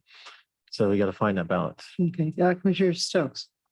I think the vice mayor may have been before me, Oh, okay. but I can be quick. You don't have Okay, not that he wouldn't be quick. Go ahead. Right. I was mostly gonna say something similar to Commissioner Diaz, where I think I think it would be great for them to be able to review any of our landscape requirements or codes or things like that. Absolutely not individual projects. Right. To see if they meet those requirements, but if they have any concerns about what's already in place and they want us to relook at them, they should be able to bring those up, even if they go beyond trees. Yep. Into ground cover, other things like that. So I think that's where I would like to expand their scope to make sure we don't at some point say, oh, nope, that's not a tree, you can't touch that. And I'm also, if we were going to have qualifications, I would only want it for like, we'd have to really look at Yeah. what those could be because a lot of, I don't know if a master gardener, some people do it as a hobby or if it's a profession, where do you cross that line between an area of expertise that, There's like a literal UFIFIS master gardener certificate that you can We get. have a but couple of those. You need you need time to get it. but Qualification. I mean, it doesn't have to be, you don't have to be a landscape architect, but you could have a master gardener, or we could look at what types of. And maybe just make a qualifications. couple of those people, because really, it's so hard to get people to serve on boards right now to Yeah. limit the amount of the expertise they need to have. Yeah. Commissioner McVoy, Mr. McVoy. Yeah, I wrote out some things before and they relate a fair amount to what we've been talking about. I would also say that in general, I don't think I would be looking for the board to be reviewing individual projects. Right. I'm not sure where that concern came from. I personally would not have any problem if the tree board wanted, on a particular project, to look at the landscape plan for it and say, hey, we happen to notice that, this doesn't, Well, I that's don't a know that review. it's needed. I certainly wouldn't set it up as a formal additional review process. I doubt the tree board wants to. If they happen to notice something, then they go, hey, wow, there's a real opportunity here, and they want to communicate that. I don't see any problem with that. The problem with that is is that there's no informal process for Right. us. And so it's just, whenever we prepare something, it's even if it's an informal guidance, it's still, there's still a staff report. It still backdates our entire process. We still have to have that hearing prior to the planning and zoning board. It still adds that time. And it's just really not feasible with our already tight schedule and our limited staffing. It's an additional staff. I mean, quite frankly, it's an additional staff, a significant add to staff. I don't know if that, I don't know. Let me just try to help you. But- Well, I know, I'm just trying to clarify. I don't know that you were saying that there should be a meeting of the tree board to look at the things. It's just No. if somebody who happens to be on the tree board at their own home looks at the plan and says, what about this? Is that what you're talking about? Or an official, That's exactly what I'm talking about. And not having to wait for another meeting? The But problem is that then they're really limited legally to public comment at that point. that's right. Because That's right. unless the tree board meets and they vote and they make a decision representing the entire tree board's consensus on that particular item, and the only way for us to do that is to schedule an item. So tree board members are always able to make public comment, just like any member of the Right. public, and can choose to, and they've always been able to download the plans and look at the landscape plans. And if anyone will tell you, if you request backup plans because you don't like the download or you want an individual plan, we're happy to accommodate all of that and file share and whatever. So they could come to the planning and zoning meeting or the historical preservation and state there.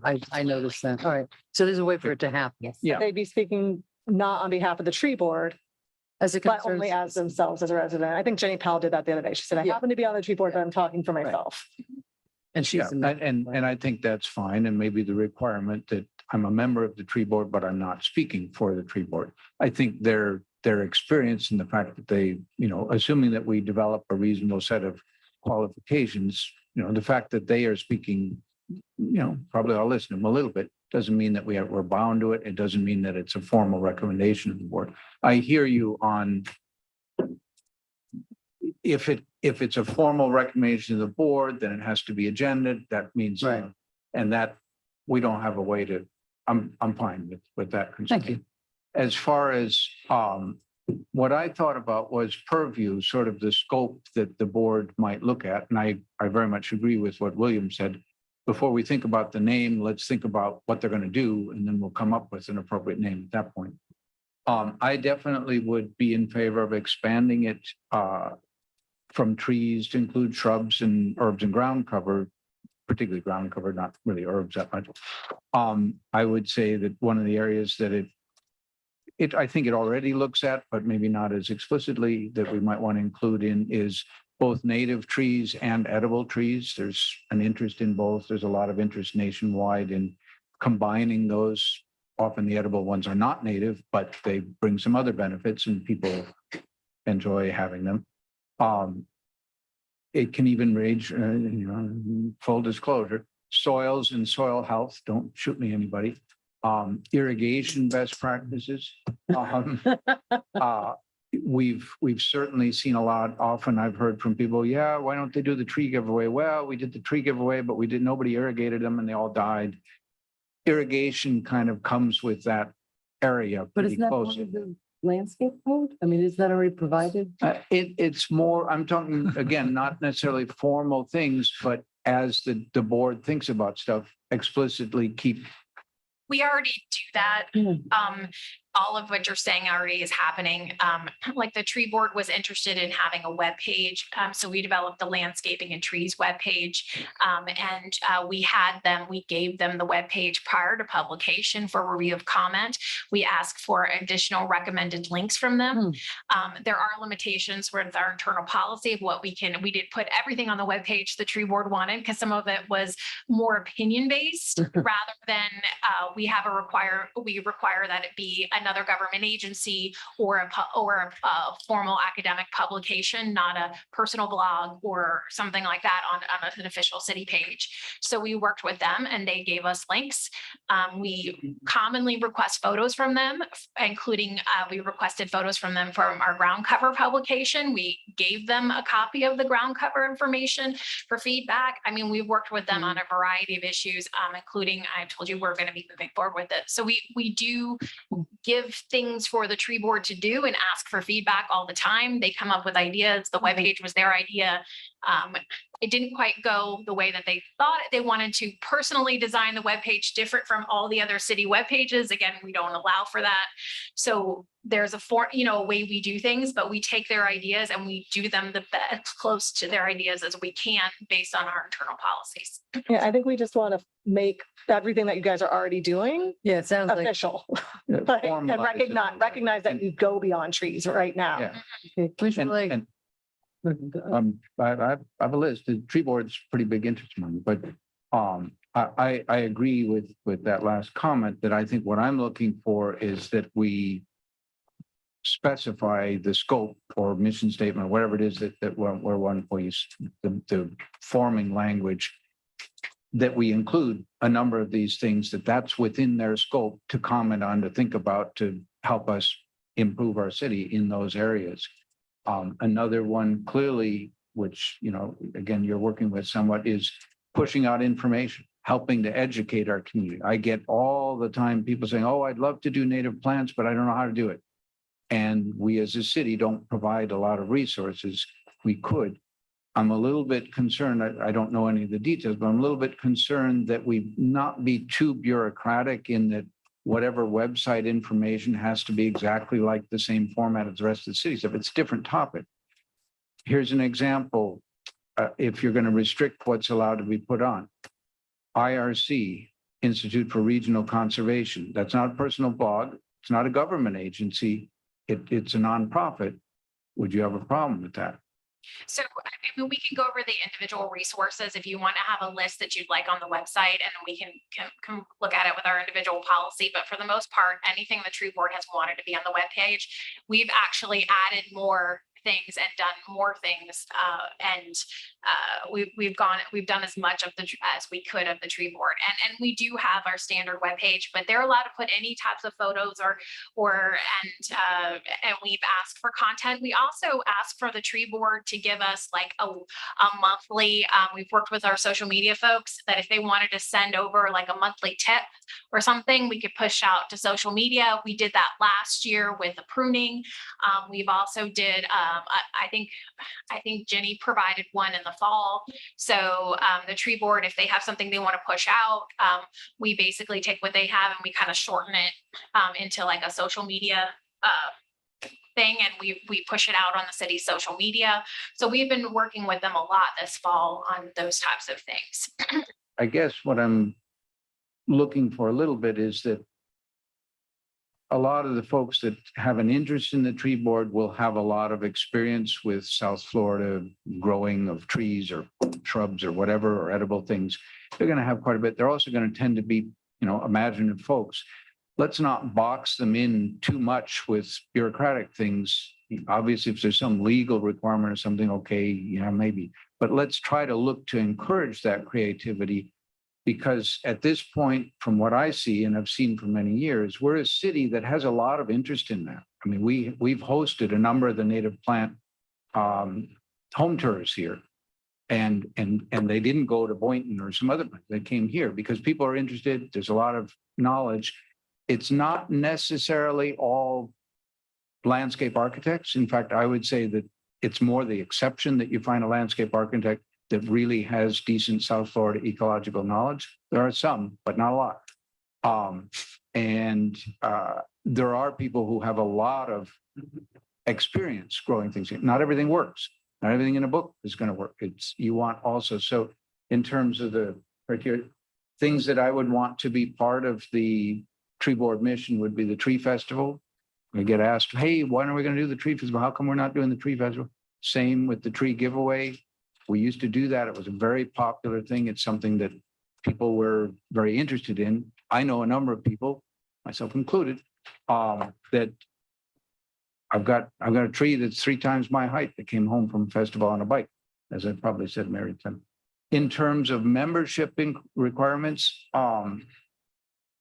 I would say it's more subject matter and not necessarily technical training. If people have the technical training and it overlaps with that, that's great. But I would say experience with South Florida native plants, and I specifically say South Florida because Florida native, stuff that grows in the middle of the state, stuff that grows in the northern part of the state, it's not the same thing at all. And most of those aren't appropriate here.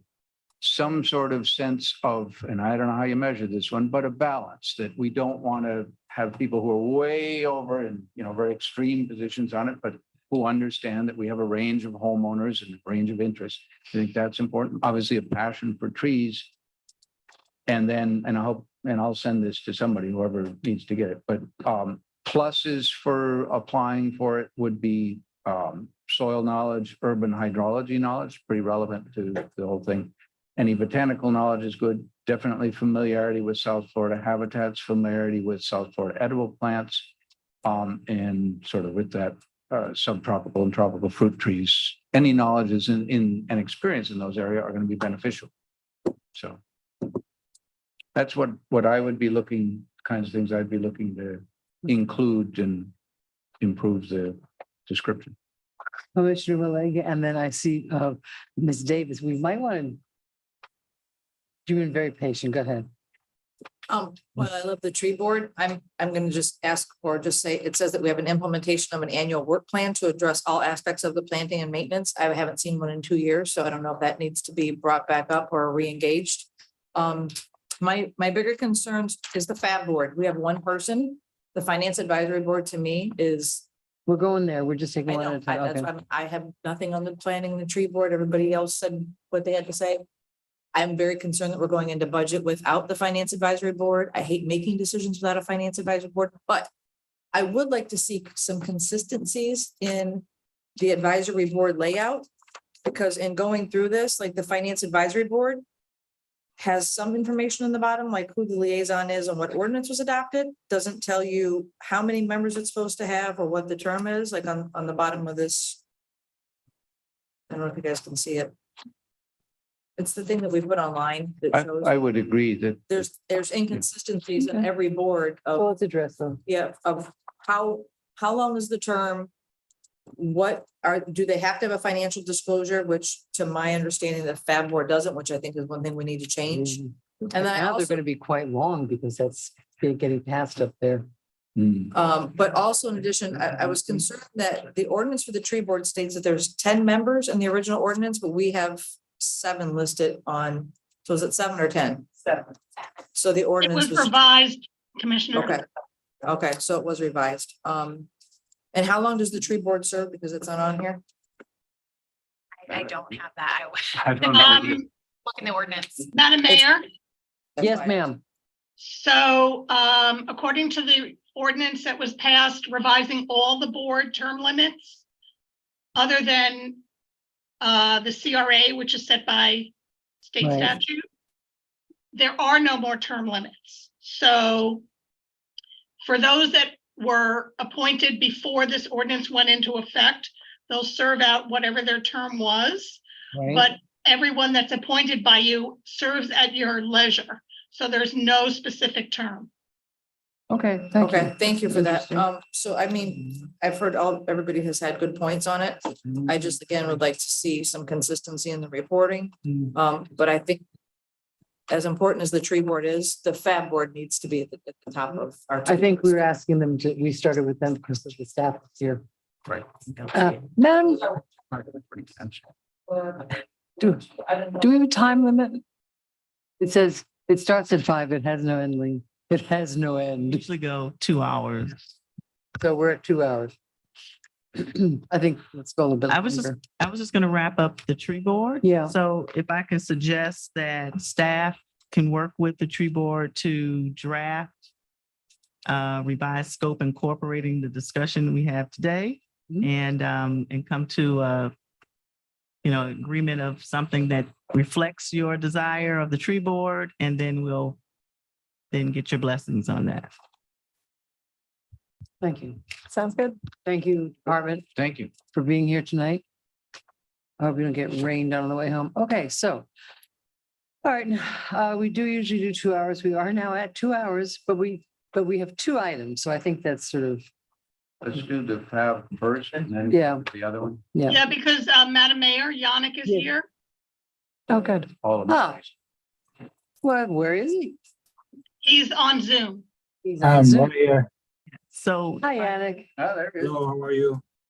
Madam Mayor, if I can say with the FAB board, if Mhm. I can understand it, I don't think there is any changes unless Yannick has some suggestions, but the main thing is trying to revitalize it and find interested candidates. My understanding in the past, one, we may not have finding the number of qualified members for that board, as well as I think that was the main issue, finding qualified Right. members. Yannick may have some added comments regarding that. And if it's your desire for us to revitalize that advisory board, we certainly will attempt to. Well, it seems like this is a board because we're dealing with city finances and advising staff about that. Can I ask Yannick a question? Yannick, Sure. in your experience, have you had many, I know we haven't had many people on the board. Have you had any meetings with the advisory board in the past since you've been here at all?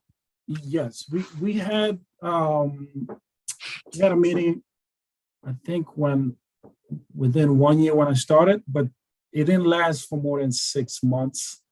And why was that? And the reason for that is because they would usually, they won't attend to the meetings and it will be hard to reach out to them.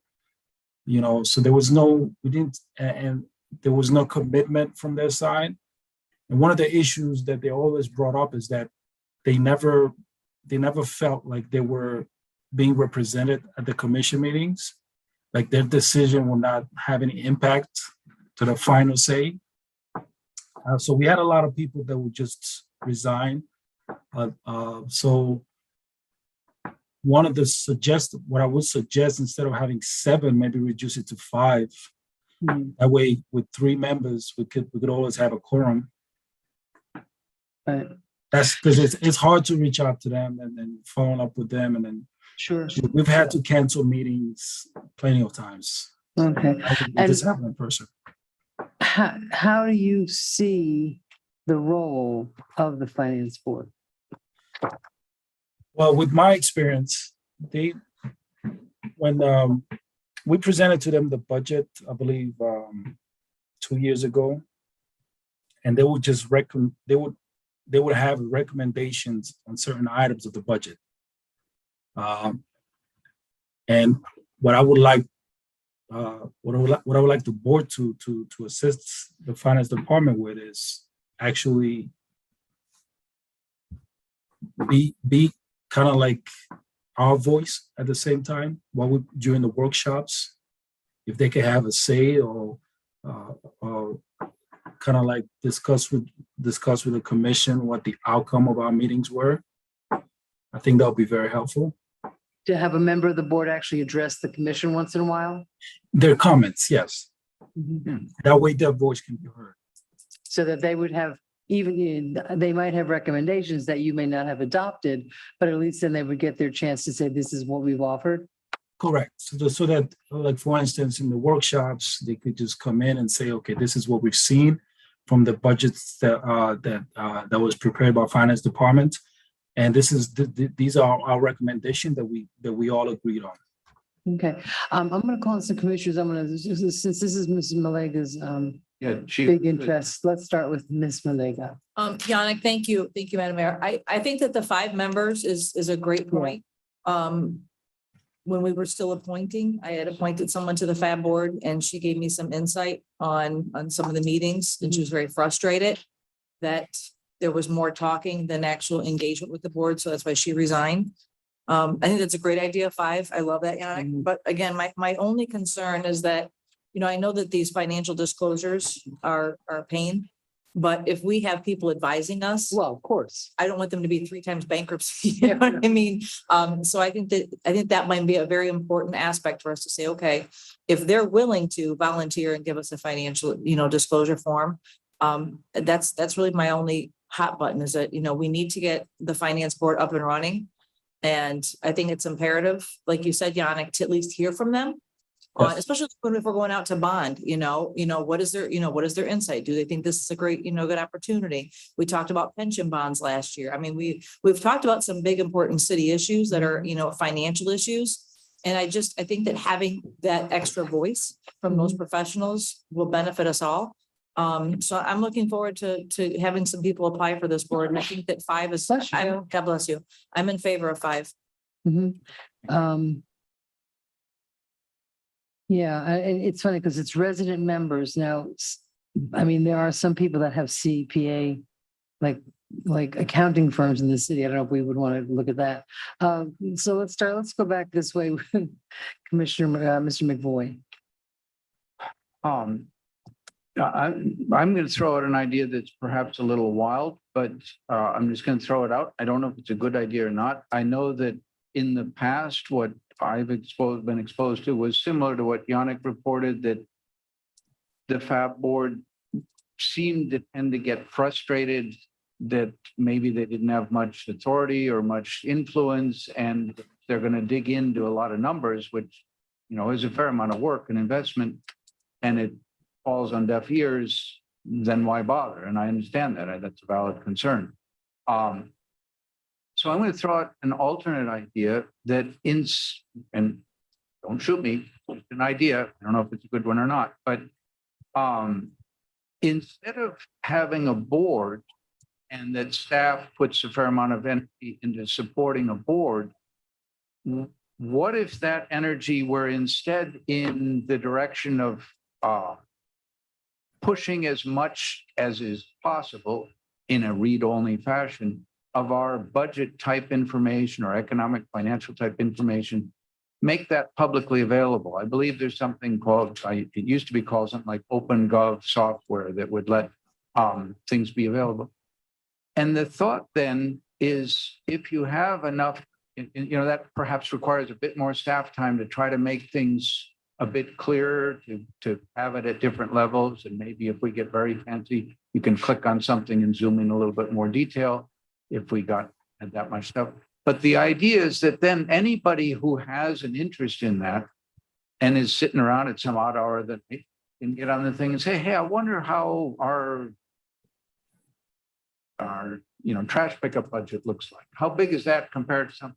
What are something we could do better on it or something? They can do that on their own. And what it then sets up as a possibility of crowdsourcing information that anybody, it doesn't have to be a 5-member board. If 20 people get excited about it and say, hey, this is pretty interesting, or you get innovative ideas that somebody starts looking at one part of the budget and then compares it with another and says, I wonder if you do this analysis, what comes out?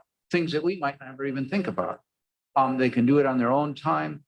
I think it would need, and I thought of, how certain, I guess, companies, maybe nonprofits, do have sort of a forum.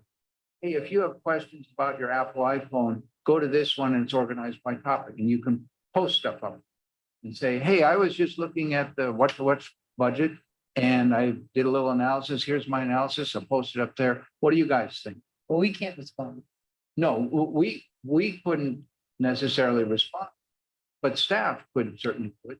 But I'm not, And what I think it allows is a lot more community engagement of people who are really interested in it.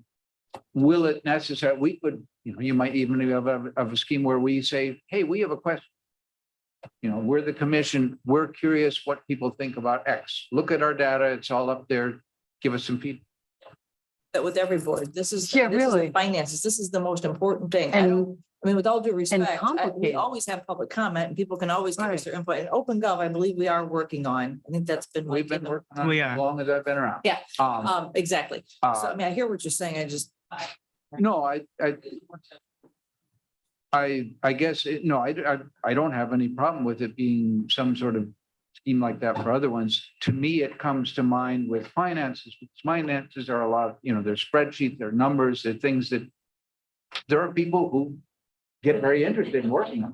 okay, but That- they can apply for and I have to react to that because now it sounds like, and correct me if I'm wrong. Mhm. It sounds like you're suggesting, and technically this could happen right now, but that if someone is home in there and they say, oh, well, what about that? They would email the city manager, who now has to stop what she's doing to specifically look into, or the finance department, who is to specifically look into that particular thing I mean, we're adding work. If it's a requirement that they have to respond, Maybe the board is that filter because that would be. I'm hearing, I don't want to skip over TS, but I feel very nervous about 5 members, 5 qualified, but also privileged to have those qualifications, to have direct access to telling the commission how they should be spending everybody's funds. But they're not telling us how they But should. they would be giving us advice, yes. And Right. they'd be giving us advice. And if we don't take it, we're going to continue the cycle of frustration that they're putting in all this energy to give us advice that we don't take. And from what I've heard in the past, some people have gotten on the board to push their special projects and advocate for funding certain special projects. And that's what, if Commissioner Diaz wasn't a commissioner and he got on there and he said, I think the best financial thing the city could do is build a skate park. And I'm going to give you all the reasons for this. And because I hold a degree in accounting, I'm qualified. It's just, we have accountants on our staff. We have a whole staff of qualified people.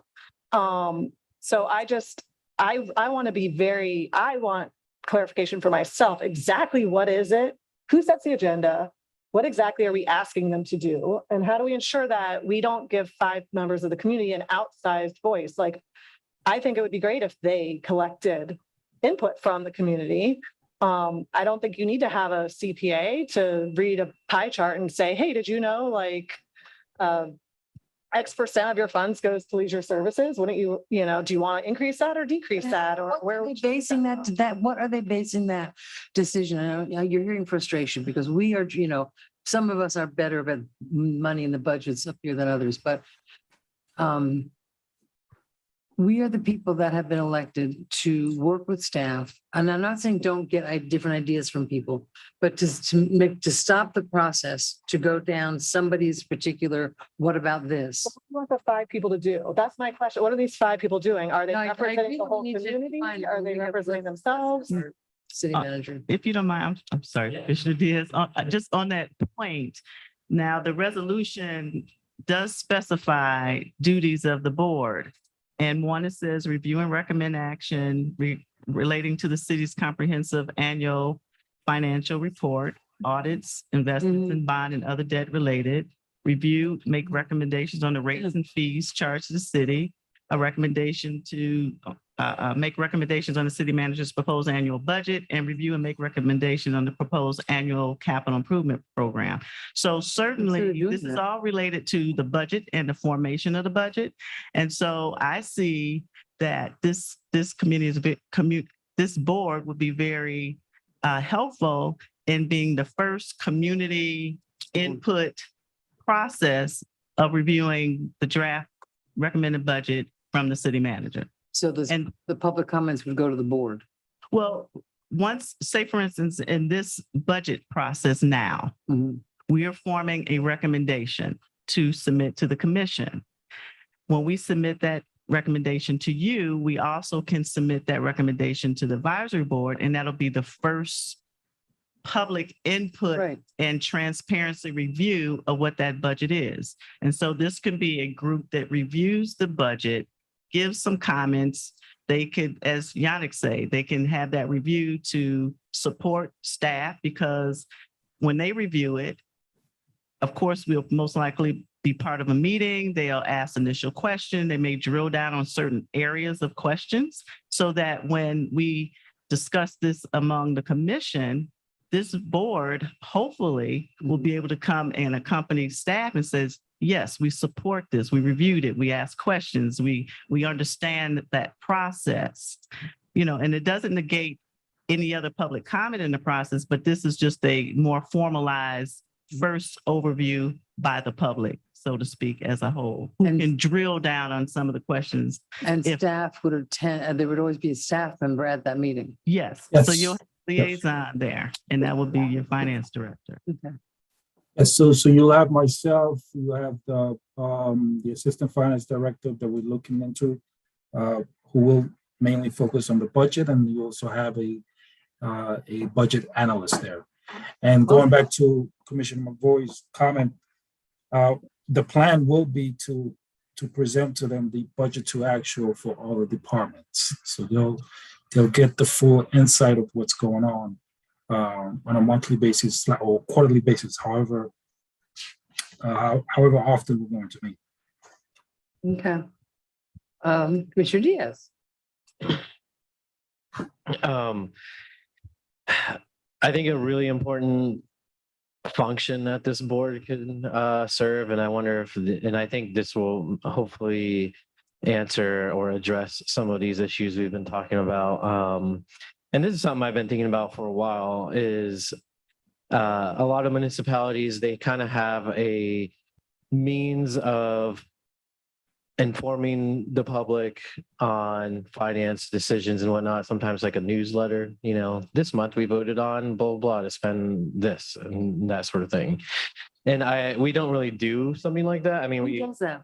I think Wellington does that. There's a couple, it's been a while since I've looked into it. But I know it's something that members, even our own neighbors have asked for during like door knocking and whatnot.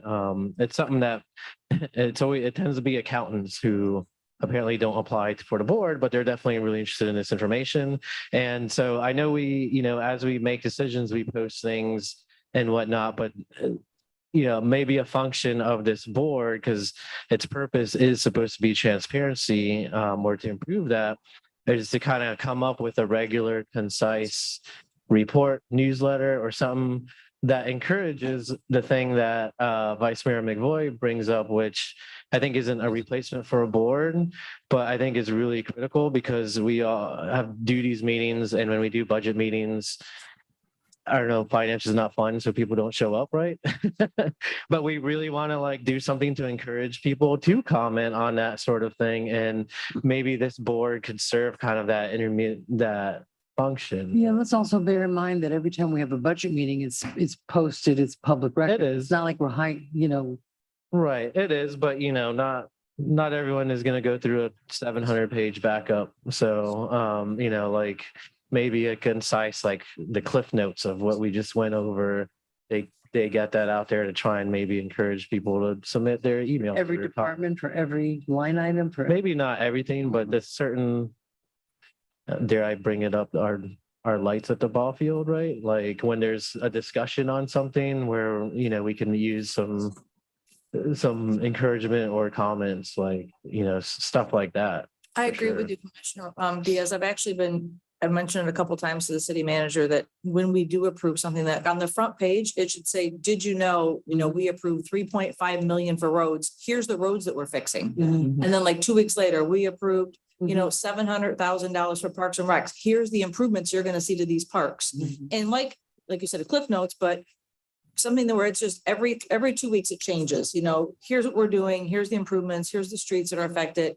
Here's the, even with the strip And this would program. be Ben, I would. This is, I know it's again, it's staff time and resources, but it's a way, we're not at OpenGov yet, but it's a way to communicate and have transparency with our residents and say, here's the money we're spending and here's where the money's going to go. And here's the projects you're going to see completed. Yeah. Because they don't attend the meetings. They and- don't read 700 pages of backup. Right. And we draw it.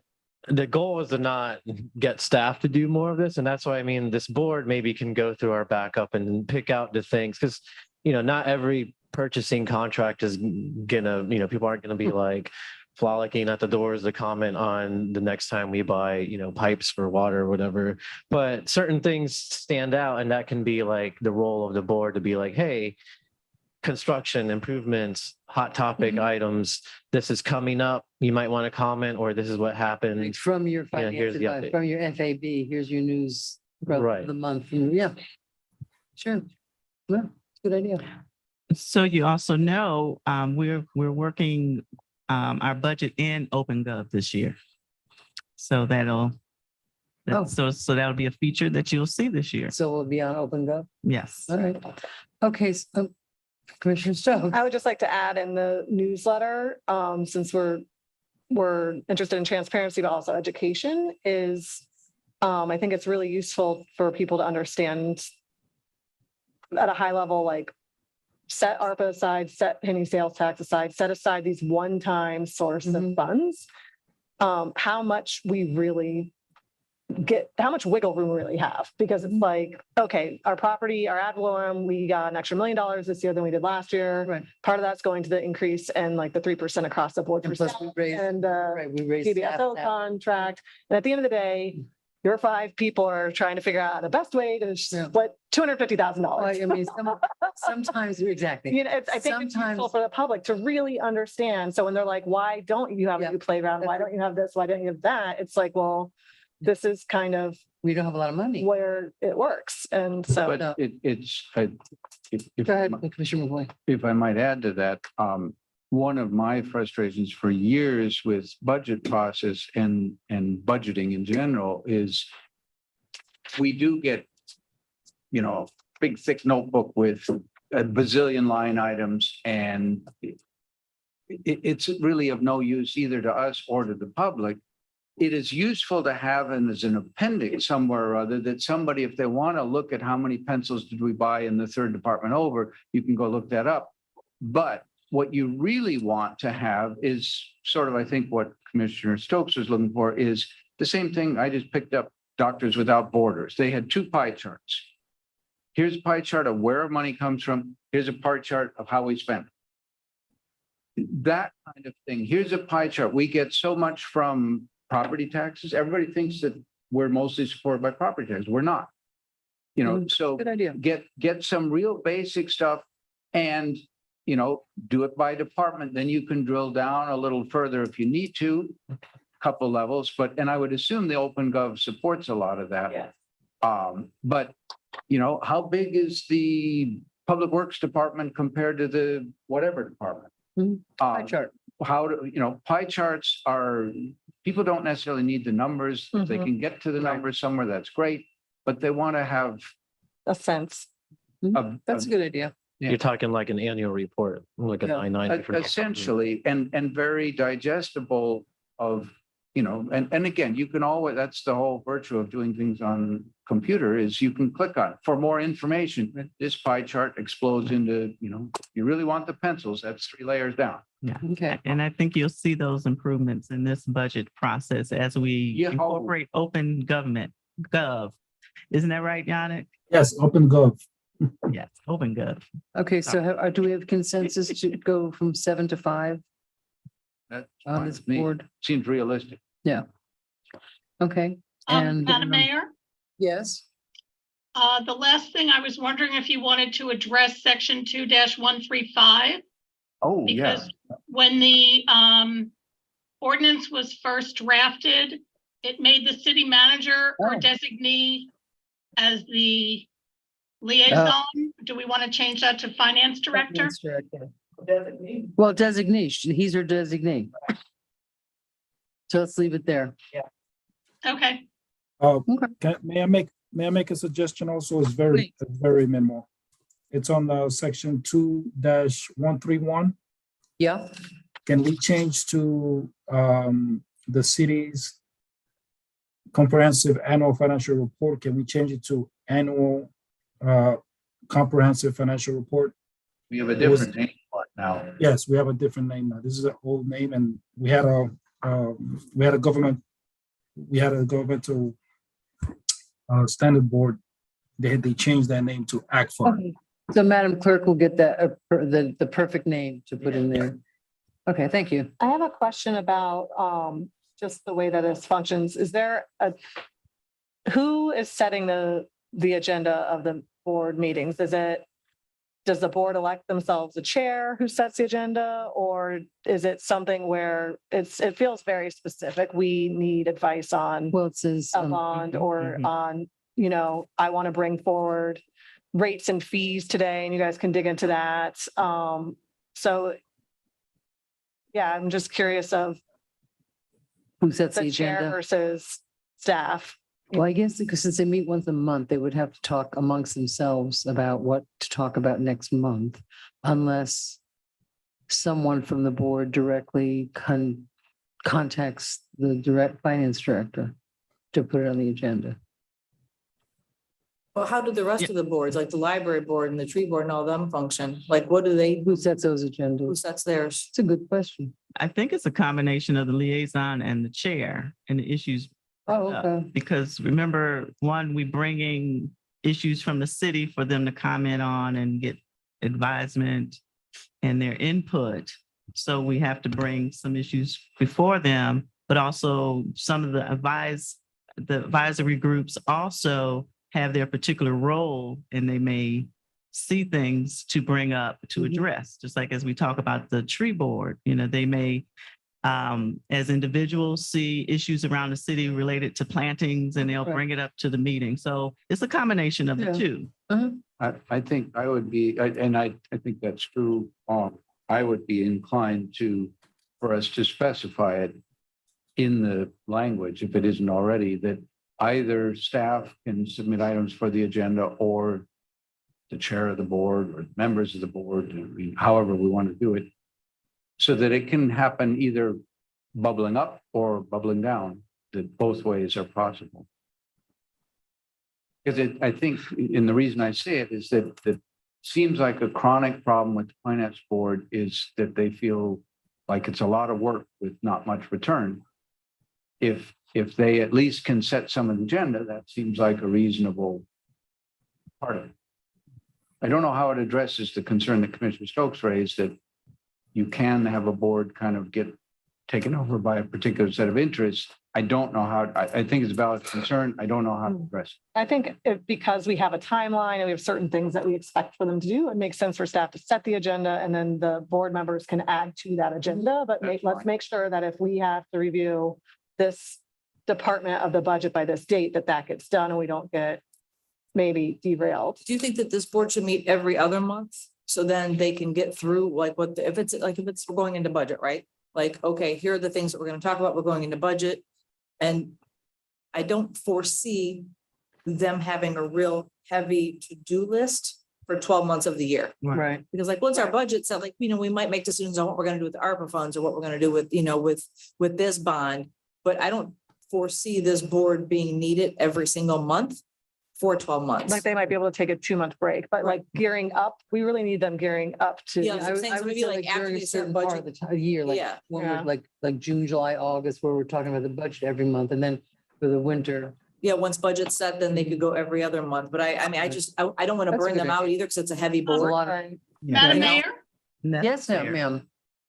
just to let you know, this might answer that concern, that unlike a lot of boards where it says you'll meet every month or every other month, Is this in ad the, hoc? or in the ordinance, it says the board shall meet as necessary or as required by the city commission or the city manager. So Hmm. therefore, they'll be directed when to meet, and we don't have to set something up like in the ordinance, because the ordinance is going to have to be revised, like you'll meet every other month, or I think if we leave it as it is, that they can meet as is necessary. They might meet more often, obviously during budget season. But it's already taken care of in the ordinance is what I'm trying to say. When we put the applications out, we want people to know, okay, this is what we are desiring is that you're going to meet June, July, August, September, whatever we decide as, as a group. 4 times a month during the budget season. I Yeah. was going to say 6. I mean, Okay. If Yana could have a proposal, I think that would be really great because maybe that is why we had a hard time with people always showing up is because they didn't know what they were signing up Yeah. for. Yeah, And and- after. and they were bored or they- Budget's done, what are Right. you gonna do? Yeah, exactly. Yeah. So I think that if we could spell that out, I think we'll maybe get better, more people to apply for that position. Right. Because we can at least say the expectation during the budget period, Mhm. and then as needed as financial decisions or projects. that One are thing I brought would forward. suggest though, and I think this is a great idea, but that the meeting, you still say this is when the meeting's gonna meet. If we're gonna The have a day, meeting, yeah. it's this night, because otherwise, Yeah. can you be available now? Yeah, Yeah, yeah, right, we have right, standing right. dates, yes. Right. Like the- We like need to the- change the the week. quorum to They can 3 have the second Tuesday of every every month. month. Yeah, when the CRA meets. I'm at the CRA meeting. How convenient. Every Tuesday is used. CRA is Tuesday and on the second, and then the utility. So I have no Tuesdays. We have to change the quorum from 4 to 3. I've already made those changes. I'll send them to Yannick and the city attorney. Okay, And does this board have desired professions like planning and zoning and HRPB? It just says expertise, training, education, or experience in finance, accounting, business, or related fields. It's kind of wide though, isn't it? it's quite That we- wide. And then the other part that I think is challenging, but also very important, is that it's representative of social, racial, religious, linguistic, cultural, and economic groups. So I think that's part of the challenge, is trying to find the people with all of the, by the time you narrow the pool down to, you have a degree in finance or accounting, whatever this related field is, but then you want it to be representative of all these other areas. Right, and so the word needs to get, I mean, we can only pick from the people that apply. Promote. Right, Mhm. right. Currently, they meet the first Monday of the month. Which is when Okay. which is when so many neighborhood associations meet, it's not funny. Really, Hard to juggle. yeah. Yeah, It's not in the ordinance, so I'm sure once they meet, they can determine the best But date. let them pick for their own needs, Yeah. yeah. All right, so do we have some direction on that one then? Moving right along. All right. Are you comfortable? Okay. Next is C51. C51, I was just looking at the only nay vote on this one that's in here, because it's got who voted on what for these boards. there was a nay vote, There was a nay vote for one of them, and I was like, who said nay? said nay. All right, so C51 Canal, I think we talked about a couple of things about taking a look at it in a more broader look and defining the name and the purpose and the name of what it is. We have some members on it, and I don't remember if I spoke with Mr. Foley, and he's very interested in remaining on the board. And we didn't have let me see. I think they would have to reapply at this point, right? Yeah. Well, do they? We made everybody else on the board. Oh, okay. Yeah, it's not fair. All right. So I saw Commissioner McVoy and Commissioner Diaz's lights come For on. the commission, yes, All right. for first pop.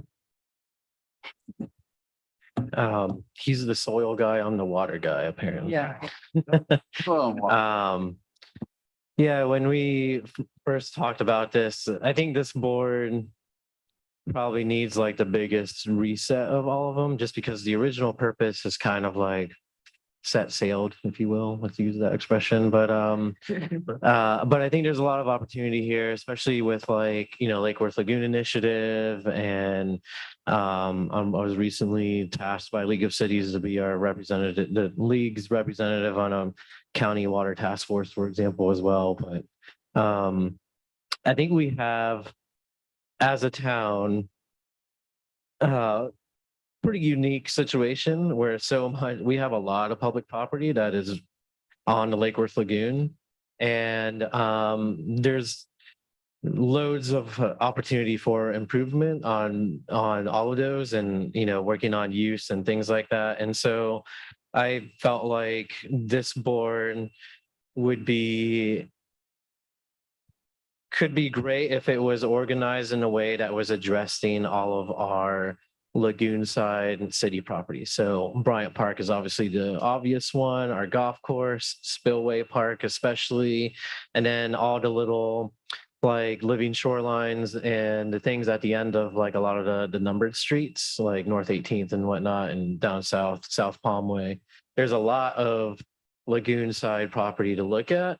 And I think kind of similar to the spirit of the original setup, that oftentimes things will come up on those properties, whether it's like living shoreline projects or improvements that the county is doing that they can help provide comment and look at, or suggest things. And, for example, one of the things that's on my to-do list is bringing back the fishing docks at Spillway Park. And, been working towards that. And we obviously have good connections at the fishing club and people who originally worked on it. But it would be great to have an advisory board that can, help out with that kind of process as well. Okay. What, if any, qualifications?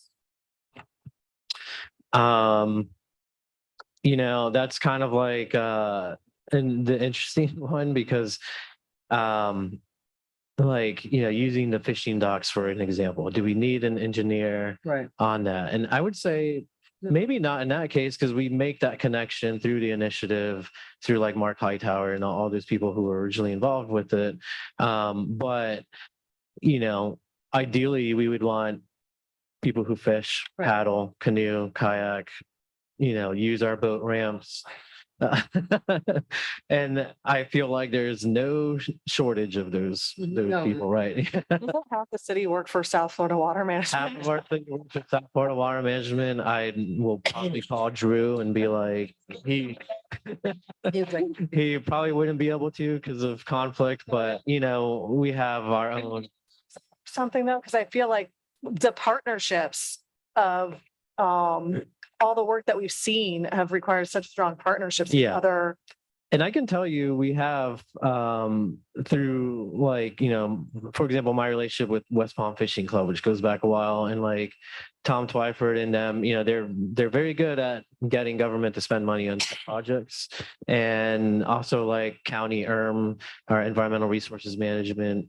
Obviously, they did all the Living Shoreline and Snook Islands. The thing that they kicked off all of the Lake Worth Lagoon work on, so they're super proud of that partnership. So that's why I wonder if for this board, we don't necessarily have to have uber qualified engineers and hydrologists and things like that, because we have really strong relationships with these Access agencies. to that. Yeah, and this board can help maintain that relationship with those groups. And what about the name? I thought when we did last year, and I was like, I'm going to come up with some like witty like acronym. And what was it? And here we are the day of, and I still got nothing. Not Lake wait Worth that Lagoon. long for the baby's name. Yeah, really. Oh, that's been a source of stress for me. Picking a name, nobody told me how difficult that is, but maybe similarly, I don't know. I mean, because it's Lake Worth Lagoon, but not everything is Lake Worth Lagoon. Right. We also have, Shoreline, like the Shoreline Patrol or the Shoreline yeah, like Advisory, Shoreline. Shoreline Advisory? Patrol. shoreline property. It sounds like right pause patrol. Yeah, Not that I know anything about pause patrol. yeah, because because there are properties west of the spillway that they should be looking at. I'm still thinking about that up in that northwest corner of having a canoe launch place up there. It's Are we All the getting, Vernon Heights people hate when I say it. but it has a conservation easement, so. do we still want people on the board that don't live in the city? Like I seen Mark Foley's address. Yeah, I mean, he had been on it. Well, because they 'cause were they have on it, business owners because they too. were trying to, if the boat lift thing, we haven't pursued it, we're not interested in it. And that was connecting I'm all of, dead. it's dead. So that was what was connecting the other side of, outside of Lake Worth to that area. They all had an interest in that boat lift. So Well, that's this is why they were on this it. is even put together before the boat. lift. But I think, Was that it? I think that you Oh, could be yeah. a business owner and be on this board. Mhm. It's how, like Michelle Sylvester got on it from the business that What they own. kind of business? She owns Paws on the Avenue Did. or did. I'm trying to see the connection between. No, I'm Or just saying, I like- think that was part of Either the previous business one owner in or 2016. This would Yeah. either be a business owner or a resident. So I think that's how some of these people ended up, is that they just had businesses here. Right. They Yeah, didn't necessarily live here. And And the- Sally Gonzalez is gone. though. and I think that Doesn't, is, I'm sorry, Madam Mayor. Yes, I'm ma'am. looking at the resolution that formed the C-51 Advisory Committee. There's Yeah. nothing about residency in this at Right. all. Right. Which I think, I mean, personally, if you live here, you've got more of a stake in here. Yeah.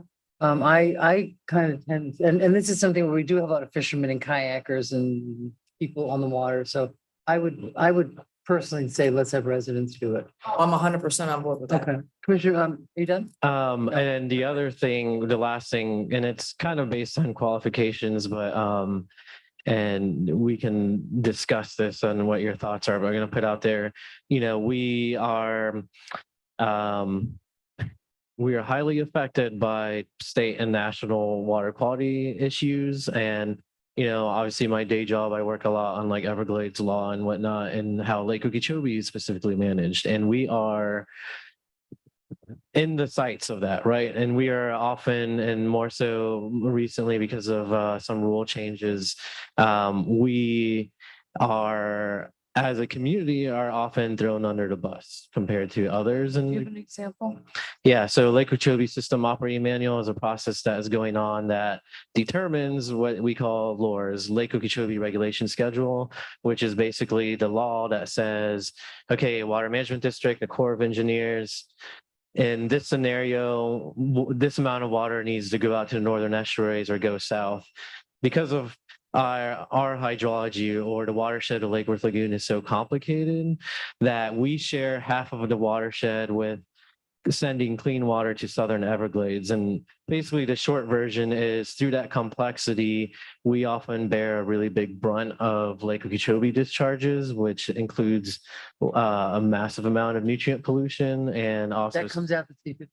yeah, and it's also cyanobacteria blooms. And I guess what I'm getting at, and things like that, like LOSUM, water management district positions and decisions and stuff like that, that it might be good to have at least someone who's qualified enough to help draft like comments basically on I some think of the, that- Or a resolution, like to yeah, like to advise us to adopt a to resolution. take a position on some of these major, like, for example, one of the things I've worked on over the years is Clean Water Act. There's a section of Clean Water Act called Waters of the US, and that determines what water body gets Clean Water Act protection. Hmm.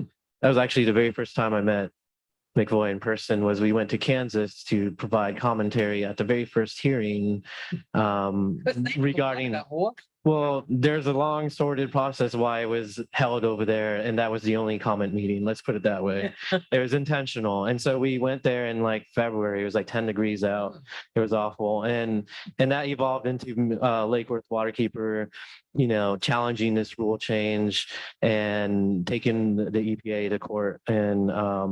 And basically the short version of that is right now Florida operates with a version of WOTUS, Waters of the US, that in our watershed, so all of Palm Beach County, Lake Worth Lagoon, Lake Okeechobee, everything in between, something like 70 to 80% of the waters in our watershed lost Clean Water Act protection. So we can't use federal law to protect ourselves from polluters in really specific cases. And we're still working on that because that version of that rule is being used, because one of the things that they recommended or the rule change says is we specifically exclude canals like the C-51 from Clean Water Act protection. And so, That's crazy. yeah. And so having, Gowanus Canal. I mean, that's where the whole thing started. right. And so like having a board that can help us draft comments and positions on issues like that, I think would be huge, because that is often what is, well, it's not missing. Other communities like Martin County and especially West Coast have a really strong presence in South Florida Water Management District meetings. Palm Beach County, sadly, not as much. And I think that's part of the reason why we often Huh. don't get the treatment that we do. So our board could be the representatives, be the voice. They can help with they draft get comments. Guest speakers. My neighbor actually works for the Army Corps of Engineers. I don't think he would feel comfortable being too public. I don't know. He felt uncomfortable sharing some of the things he's seen happen out there. Yeah, But would be very interested, but I Yeah. don't know if he would take a formal role on or not. it'll be an interesting minefield, because if we want to allow them to do the comments, we have, like you said, a lot of district and core employees Yeah. that live here, and they're very well knowledgeable. They're scientists or hydrologists, but it might be A comp, their best interest to not right. draft those comments. Okay. No, Mr. McVoy. So I tried to write some language, I think Mr. Diaz's, everything he said makes a lot of sense on it. Of course, he underplayed the soils aspect, but so what I wrote out, and I'm sure somebody can improve on it, but in terms of sort of purview, mission, advise and inform concerning water bodies and public lands adjacent to or discharging into the Lake Worth Lagoon and or near the Lake Worth Beach. So there are some things we have contact with the, forget the name of the canal, but the one that we've approved some development Keller? on. It's not the Stubb Canal, but it's the one that Keller? maybe, that's over, not quite the Congress. Mhm. So that we don't have a lot of other water bodies, but we do. I would think in their purview to advise on the following area: recreational uses, youth education, maybe even water safety, protection of water quality, which is certainly referred to, protection of native species in the areas in the water bodies. And then in terms of membership requirements, I put residency with a question mark from our discussion. I would think certainly it wants to be primarily residents. Would I object to having somebody who happens to have some experience at a regional level? I wouldn't want to have more than one, maybe, but would possibly consider that. We might want to specify what do you need to bring if you're going to do that. And then the other things were fairly general, either some experience with youth education, especially water related, or some experience with any kind of boating, preferably non-motorized, but both. Experience with any kind of water science, limnology, wetland science, oceanography is obviously helpful. That's what I've got. When you said native species, Oh, I'm just gonna pass it on. okay. are we talking birds, fish, anything? Is it plants, anything specific there? I've heard about fishing. I know there's a lot of birds, Native. just any. Yeah, that's a big part, like mangroves and Mhm. and seagrass, you know, Snook Islands are all about the birds. and the snook, same matters. C-51 Canal, which I think we're going to rename. I would call it the water board. Oh, no. Did you? How about waterways? Lake Worth Beach Waterways Committee. Don't torture me. Don't torture me, Mr. McGoy. I mean, I'm not committed to it. I just. I'm glad. I you don't heard think he that. heard it. I don't. Yeah, yeah. He didn't hear it. Water board? Mm, No, 2 words, guys, 2. I know. Too close. Too easy. And we also want to distinguish it from, it's not our water plant Right, right. infrastructure, it's Natural- environmental, natural water. right, environmental water. Mark said something about water. Come up with that good. Waterways, waterways, Waterways works fine for me. Lake Worth Beach Waterways Committee. With a Z, make it funky. And is it a committee or is it a Just board? kidding. It's a committee right now. It's an Yeah. advisory committee. Right, yeah. Do we that- want to make it a board? It could be Lake Worth Beach water waves, like play off the waves of the water. No, advisory, because you don't want to get quasi judicial, that's the whole Oh, no, yeah, advisory. Board or committee? Board. Advisory. advisory board. Okay, we're all on No. board with board. Okay, because it's not a water. committee right now, so we're changing. Oh, it is? Okay, That's Yes, what, it's a committee. okay. and we do, I think we were clear that we want to start over since it's a very different board. People Right, we're apply. starting over. Yeah, Okay. okay. Those Oh, how So many? Madam Mayor, five. may it I was five. request, please, because the resolution has to be revised. Yeah. And it was really hard to get what Commissioners Diaz and the Vice Mayor were saying. If you could send me your information and I could put it into the resolution and then I'd send it around for approval and send it to the city attorney. Has to Can come I- back for approval. Strike from the record that I said water board. Yeah. No, no, no. Commissioner McVoy, Commissioner Vice Mayor McVoy suggests waterboarding in the city. Oh, that pelican's gonna have fun. Oh, my goodness. Okay, so we went over the C-51 canal, we went over the Finance Advisory Board, and the tree board. I mean, those are the 3 that we really need to look at. If there's any other changes, then we can always bring them up later, but I think we've done what we set out to We'll do. be bringing you the draft. Uh-oh, we have something from the clerk. Madam Clerk. Yeah, Matt? sorry. That's okay. What? I don't want to interrupt the city manager, though. Oh, no, I think, Madam Clerk? Yes, so the other aspect of this, so you did the first part, which was the 3 boards.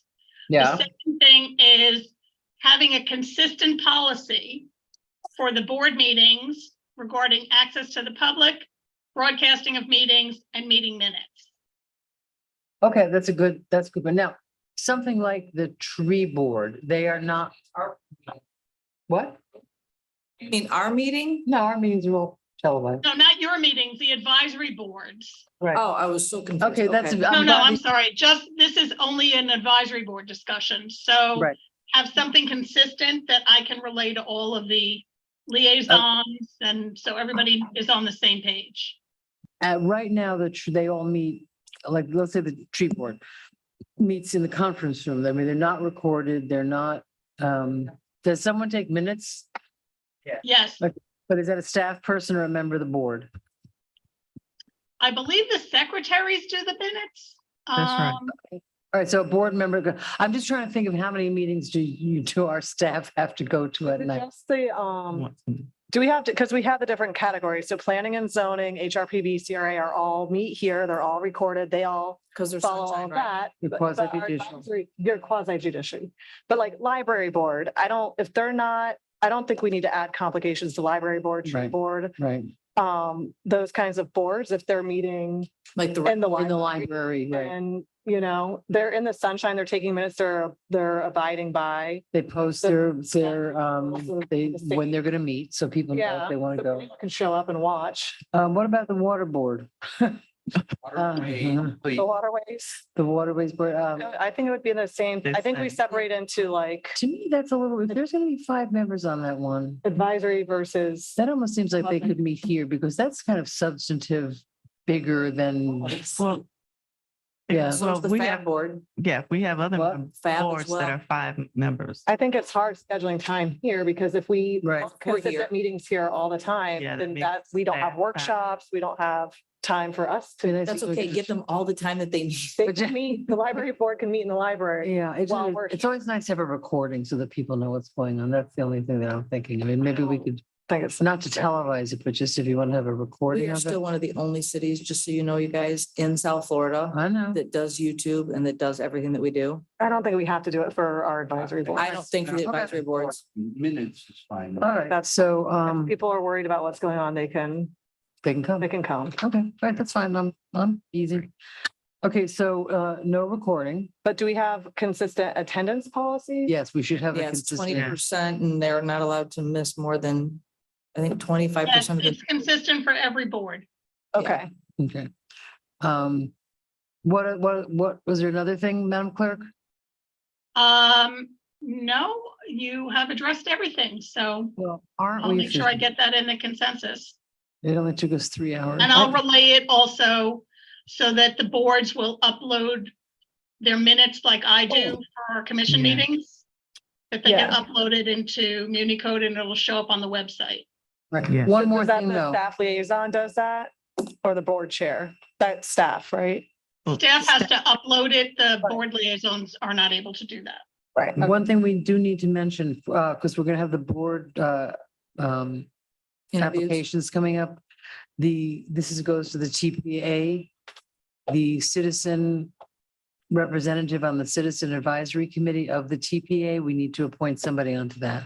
And the And maybe entire Ronaldo, business you could advisory. get us some more information about what that actually means.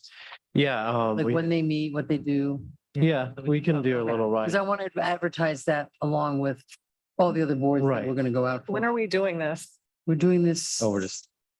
When? summer. What, the interviews? Yeah. We have to plan that out. So we'll be looking at your schedules. Are we looking for a Saturday again like we did last time? I believe so. With That worked pizza, out very well. with pizza. That means we'd have to be here in the afternoon. The goal would be to be here in the morning, I would hope, and You get can out. eat pizza at noon. What time is good for you on Saturdays? I'll make everything work. It's fine. Okay.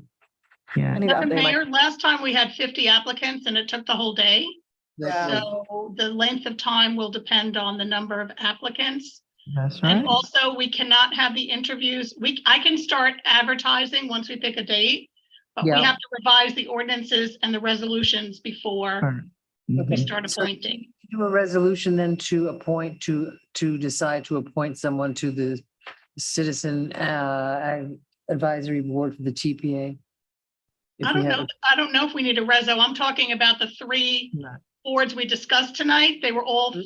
formed by resolution or ordinance. They have to be revised. Okay, That right. is what I was referring to. As part of the advertising, though, it's very important that we have that CAC representative on the list of possible appointments. Oh, yes, we will do that. We're, As Oh, long as yeah, for that- sure. I would also like us to focus, like the electric utility board has had an opening for residents of Palm Springs, I think, for like 5 years. So if we, I don't know how we would advertise that to, or get somebody from Palm Springs to at least to try to, try to fill that seat. We've been in conversation with that. Just haven't gotten an interested person. I think that's another board where it's a little fuzzy on when they meet and what they do. Which Yeah. one?